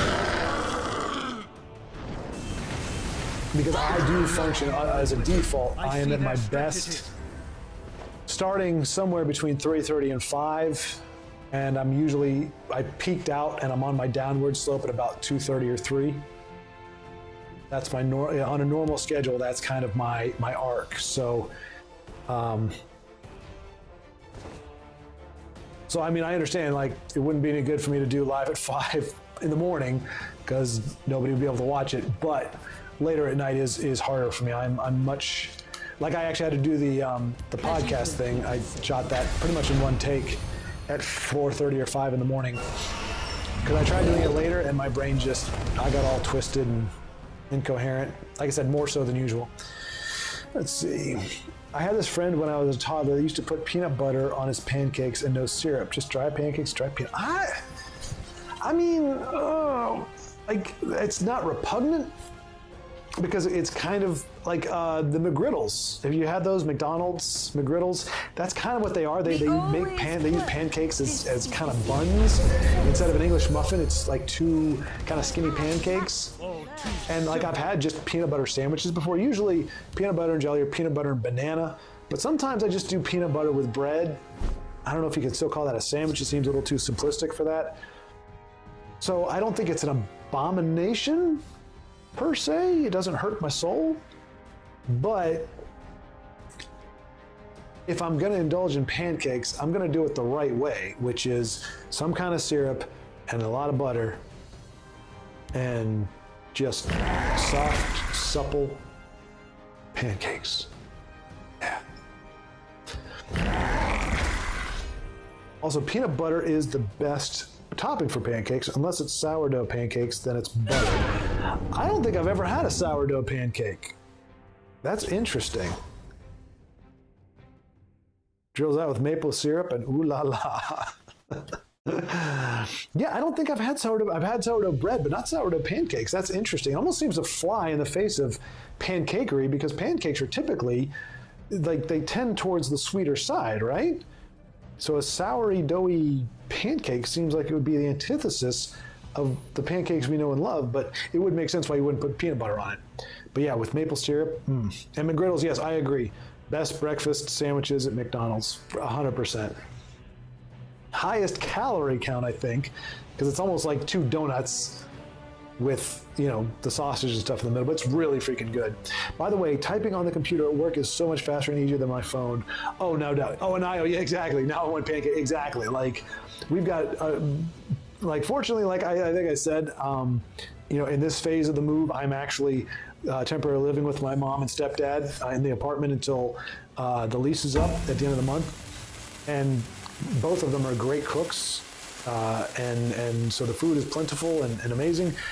We currently don't have pancakes, and I'm like, I can't justify like going somewhere to get pancakes when we've got tons of food already. Oh man, is that gonna be lethal? It is. Oh man, sorry, Io. That pancake discussion must have derailed you. Like you were all in, and then it was like, what pancakes? Oh no, one pancake. Oh no, he's got lethal. All right, Carbon's in an event. Just kidding. Shadow's in an event. Let's check it out. But yeah, honey, I don't know how you guys do. And I guess that's Baldric. We're probably in the same ballpark here. Denise, I think we are too. But like, I think some of you younger folk, you know, you grew up texting and using phone text, and when smartphones came around, I think it just got even easier. But I don't know how y'all do it. I can do talk to texts, okay, but the volume and the detail that you all have in your messages, knowing that you, and the fact that you play the game sometimes and message at the same time on a phone, blows my mind. Like the smallest I go is a tablet, and that has to have a keyboard attached to it. That's the only way I can respond with the speed that I do. Wow, Babylon not letting Shadow get that last bit. Not surprised if you're running Poopstone. No offense to, I can't remember who it is. I know we got some friends on here that run Poopstone. No shade there, but A lot of poop stone users, not the nicest folk.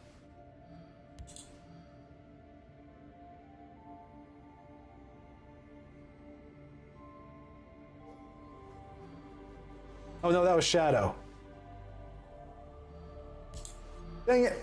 Oh well. I'm prophetically speaking, Carbon is going to win another game. Let's watch the game that he's going to win. I called my shot. Carbon, don't let me down. I've already looked like a jackass twice on this stream. I need you to bail me out on this one. Sent the message to the wrong person, and I got to pretend so the people watching don't know. There's always a plan. That I meant to do it. Oh no, Schwart, oh no. My grandmother has the best sourdough recipe for pancakes that are to die for. If you're ever in Montana, let me know. I'll make you some. Bet. Honey Badger, bet. Because my mom actually wants to get out to Montana. She loves Montana. She loves horses. She said it for like the past 10 years now. If she could move anywhere, she just could say, I want to go somewhere. She would be in Montana. So we might end up out that way at some point. Not that I'm moving with her, but like we might visit or something.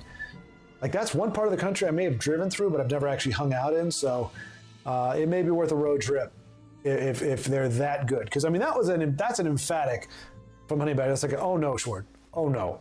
My grandmother has the best sourdough recipe for pancakes that are to die for.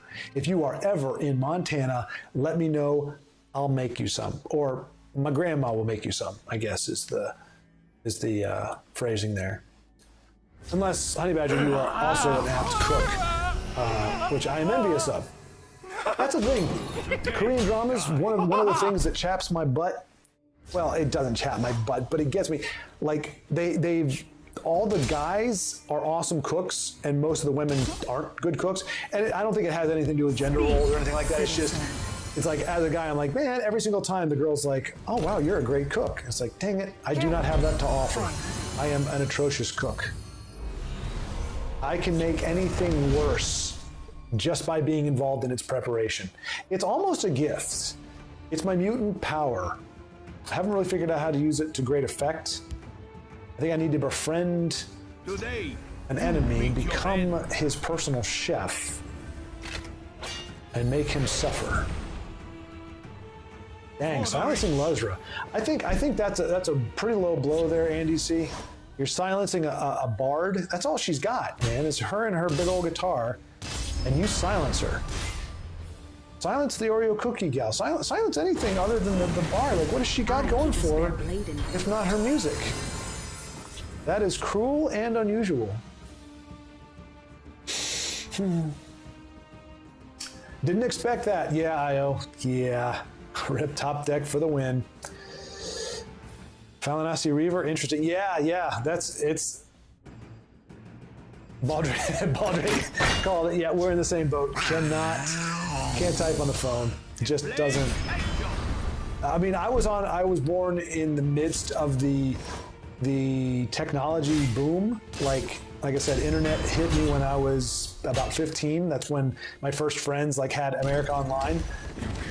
And I took a keyboarding class in my junior year of high school. I took a keyboarding class. Only class, as far as I'm concerned, the only class I took in my entire educational career that's worth a damn was keyboarding.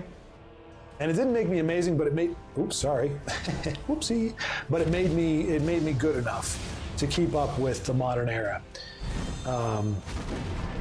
But yeah, the smartphone, the texting thing was really slow to get into that.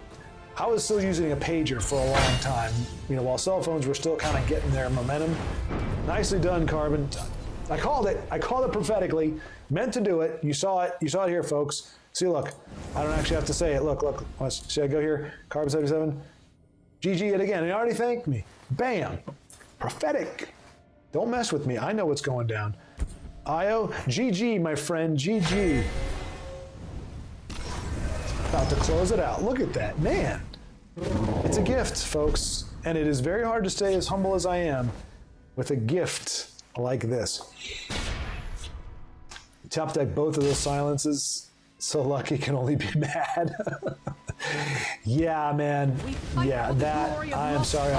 Again, but what makes you good is that you rise above that. Me, like I said, I'll never rope anybody, but I have uninstalled this game about a dozen times.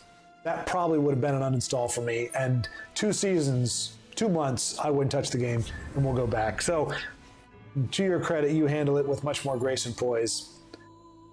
Core Data has said for years that Poopstone is a bad card, and I have to agree. Hey, Pure Willpower, welcome back. The promoted man of the hour. Yeah, and to be fair though, I will say, like, he says it's bad because it kills the momentum, and he just thinks it's a bad card, like not a good card. I think I have had enough experiences where it creates too many overvalued cards. And I mean, we've seen, there have been videos on it, we've actually seen like Odaving. I've got an entire board, Odaving doesn't kill it, but Odaving gets lethal off of Poopstone, wipes my board out. Like, I've had some heartbreaking losses to Poopstone. If you can play it, if you play it on turn 4, it's a bad card. If you can play it if you can play it late enough where you can play it with another card, and if you've already been able to establish a decent board or you have a little bit of that momentum there, I think it's bad in a bad way, bad in a good for my opponent way. But Core Data, I think, maintains that it's just a bad card in general, which I wouldn't argue that point. I think he knows better than I would. So we both say it's bad, but I think I hate it. I think he probably doesn't mind seeing it. I think that's the difference. He's like, I hate it, I think it's a bad card.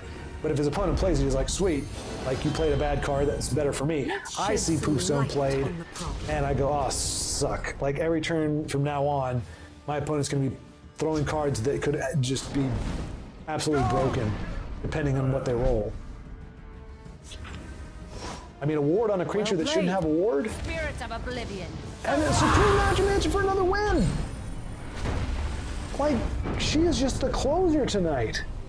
That's like the 6th or 20,000th win from Supreme Matrimancer. Phenomenal. Woo! I don't think it needed all those W's. Because that would be like, woo, woo. Yeah, I didn't mean to do that. Sorry. It should just be one W. Woo! It's the O's, not the W's. Woo! That's stupid. That's just stupid. All right. All right. Let's. We will close it out with Carbon 77 here. Your boy's got a smash. Oh, geez. So what is the Kablowie?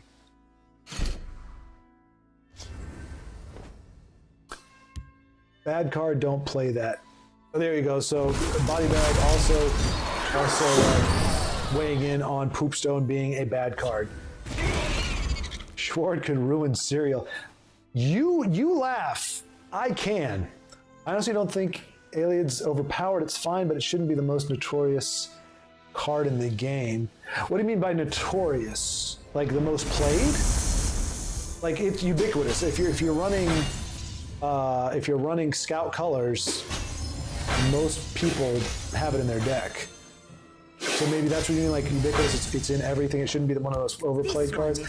I don't know. I think in conjunction with like the Telvanni in particular, Devase experiments and everything.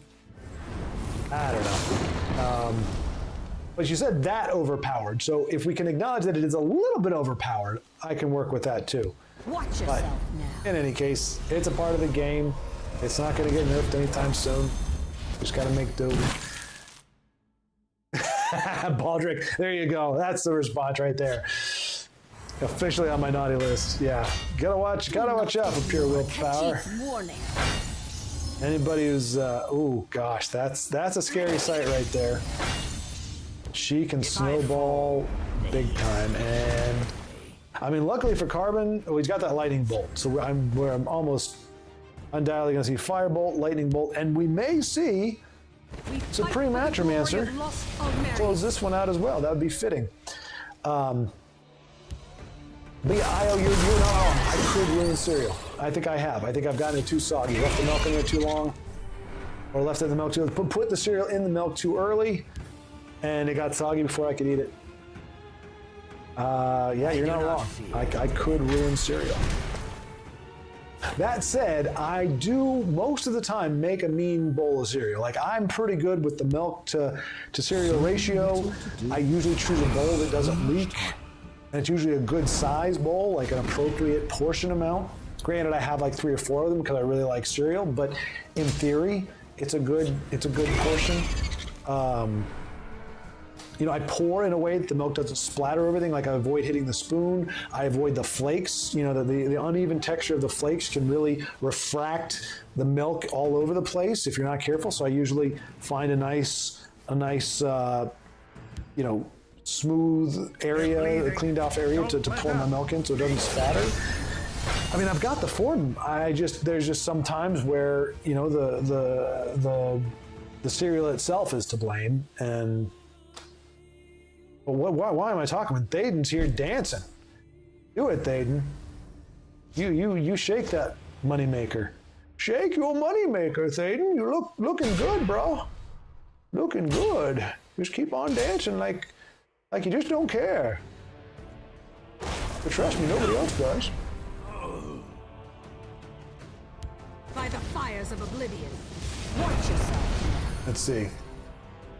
I like Guardian's just frustrating to play against. If they weren't immune to lethal, they wouldn't be so bad. Exactly, Honey Badger, exactly. I think 2 guards, 2 8/8 guards for 10 or 11 is more than enough. The fact that they cannot be felled by lethal. Oh, and Thaden's now dancing for Marak. Somehow, not surprised. All right, come on, Carbon. We need this W, man, to finish things out. How's he gonna do it? I think he's got to be well. So he can do Supreme into Luzra for 4. So he's gonna be 1 off, but he's got a board, and Kablawi does not. Oh, he's got the Oreo cookies out. Oh, he's playing on field mode. Interesting. Oh, okay, no, he. I can't count, Carbon can. What a fitting way to do it. What a fitting way to end the day with the win that I asked for, but me being unable to math. Confirmed.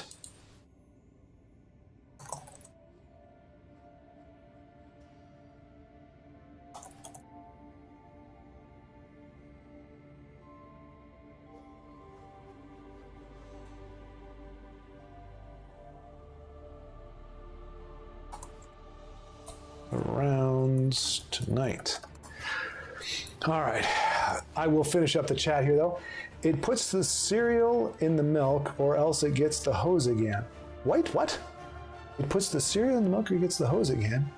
Cereal goes in the bowl and bread goes in the toaster, not the other way around, Schward. Gosh. Wait, what? What? Did I say cereal goes in the toaster? Cereal goes in the bowl and bread goes in the toaster. Oh, okay. I think you're just funning with me now because I've proven myself to be of addled mind. I was shuffling Parth before it was cool. I don't play Elites because it's not my idea of fun, but I don't get upset when I see it. The game has a lot of really good cards. Silence of the Lambs. Okay, I have not seen that movie.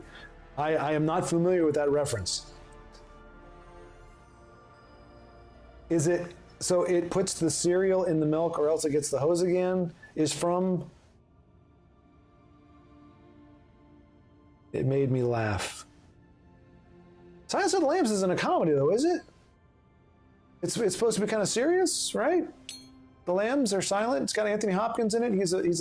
He eats people and stuff. Jodie Foster?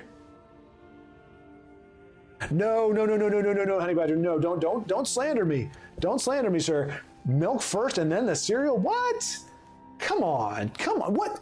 That's like putting the toilet paper on where it comes off the roll behind the roll. Those are the same kind of people. The people that would put the milk in first and then try to fit the cereal in on top of it are the same people that put the toilet paper on the roll where where you pull it off the back and you have to kind of pull it towards you versus just right off the top where it comes off nice and easy. It's the same kind of people. Don't lump me in with them. I may have my moments. I may not be the most, mathematically sound guy, but don't lump me in with those weirdos. The comment, not the movie. What? Silence of the Lambs is a movie. It puts the lotion on its skin or it gets the hose again. Was I wrong? The comment, not the movie. That's the quote. Y'all funning with me? Okay. But fair enough, pure willpower. Fair enough. Put the toilet paper on backwards. Deserve to eat cereal with pickle juice instead of milk. Ooh, that is quite the curse. But it's fair. That is about on par. Justice demands pickle juice and cereal for those who put the toilet paper, because there's no need for it. You're going out of your way to make life harder. Is life not difficult enough for all of us without having to make it harder by putting the toilet paper on backwards? Imagine how many hours people lose out of their lives trying to grapple in the back of the roll, trying to find that part of the roll and then pull it all the way out from under the roll, and then if you try to pull it like this, you're just going to pull all the paper up, whereas if you pull down, it's a nice clean tear. It's like the people that drive under the speed limit. Don't you have somewhere to be? You should be maximizing your speed. We all have places we want to go. Life is too short to spend an extra 5 minutes on the road because you're going 10 miles into the speed limit. Go the speed limit. Put the toilet paper on correctly. Don't play Alien Guardians. I'm kidding, I just had to throw that in there. Use a bidet? Is that what you mean, Honey Badger? Bidet? I don't think the toilet paper debate is that important. Oh, Honey Badger, I think we've got a paper towel off a paper. I think we've got a toilet paper off the back of the roll here, trying to downplay the importance of it. No, sir. No, sir. It is one of the most important. Guarantee the next Marvel movie, there's going to be people out there trying to put out that messaging. Oh, take the toilet paper off the back. That's what we do in Marvel. That's Black Widow takes the toilet paper off the back of the roll. There's going to be an entire scene about the toilet paper going off the back of the roll because they're trying to push that ideology on us. I guarantee you.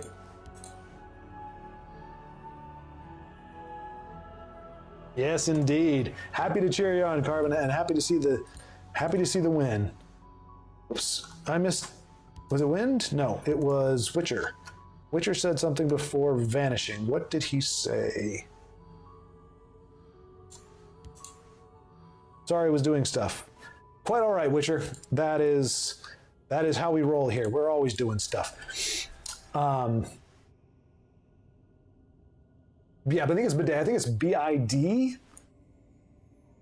ET? I'm not sure. But I got what you're saying. Or just poop in your neighbor's pool. Baldrick. Maybe that flies in your neck of the woods, my friend. I've tried it, trust me. People are a little less accommodating of poop in the pool. I honestly do not care how the toilet paper is positioned as long as there's toilet paper. See, standards, man. Maybe it's a Montana thing, man. Maybe it's a Montana, but in rural America, it's of the utmost importance that the toilet paper comes off in the right direction.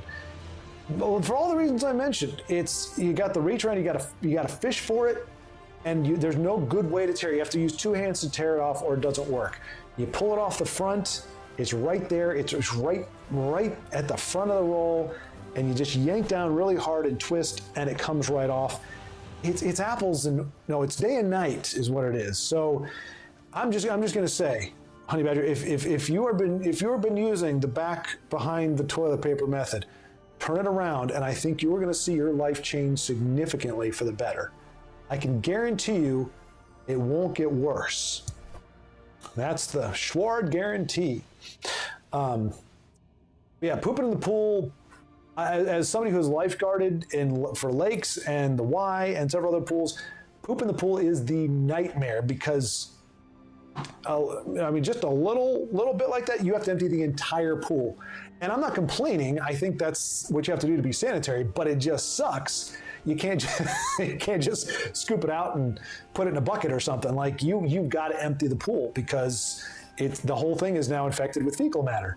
So you're talking about draining a giant pool, and then you got to clean it and then fill it back up, and all of that just takes so long. So I mean, all it takes is one little turd muffin, and I'm referring to a person, not the type of fecal matter, and you can shut a pool down for 3 or 4 days. It is not a good time.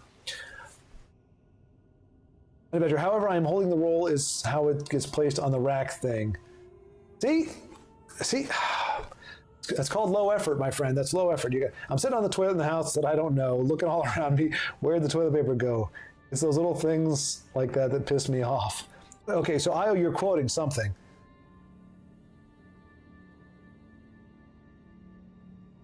But you're not wrong. You take it for granted that the role is going to be in an obvious place, and then you sit down and once you're committed, you sat down and you're looking. Oh, okay, where do they stash it? So I think I get it. But is that from Silence of the Lambs too? Is that an Anthony Hopkins line? I don't know, but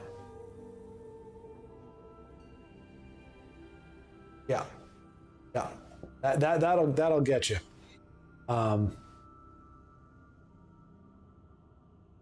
However, I'm holding it. Carpet in the bathroom is. Yeah, I think I've only been in one place where they had carpet in the bathroom.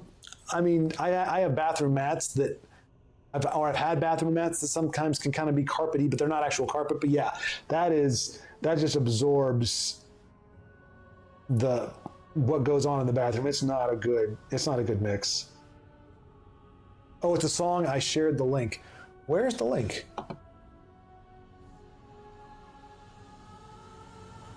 Where'd the link go? Is it in chat? Maybe it's in the. All right. Well, I will look up. Okay, I see it rhymes. Sitting on the toilet in a house I don't know, looking all around me, where'd the toilet paper go? It's those little things that really piss me off, It's a song, it's such a stupid design. What are we talking about? What elicited all caps, Honey Badger? What stupid design are we talking about? Carpet? It is a bad idea. There's a reason why carpet is not. There we go. That makes sense. YouTube does not allow links. Okay, so yeah, I'll figure it out, because I mean, that's the great thing about the world we live in now. You can Google those lyrics, and I'm guaranteed it'll pull up the song. So I'll take a gander at it. Oh, I see, Honey Badger. So carpet in the bathroom gets in all caps from you, but putting the toilet paper on ass backwards, that's just fine, don't really care, life goes on, the world keeps spinning, as if. All right, gentlemen, and ladies and geese, if you're still out there, thank you so much for joining me on Live at 5. I am, my voice is actually starting to go a little bit, and I am going downhill, and all this talk about going to the bathroom has inspired me. But now I'm conflicted. I don't know. I've got bathroom and pancakes. Happily, one will lead to the other. So I can have my cake and eat it too, or have my pancakes and eat them too, and then I can. Ooh, okay, we're done before it gets even worse. Thank you again so much. It has been a pleasure chatting with you all. We will be back again next Friday, the last one before the next move. Looking forward to it. I'll see if I can get to sleep a little bit earlier. We won't be D&Ding the next day on that day, so I might be able to go later. Probably won't go much later than 9, because 4 hours for me right now is kind of, I need to work up my endurance. I don't stream enough to be cranking out 5 and 6 hours stream like Vincenzo, who hopefully he is making his way through Atlanta right now. Why not both? Exactly, Io. I can have it all. Good night. Don't let the toilet paper bugs bite. Yeah.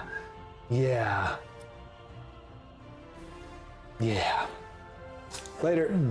Take care, guys.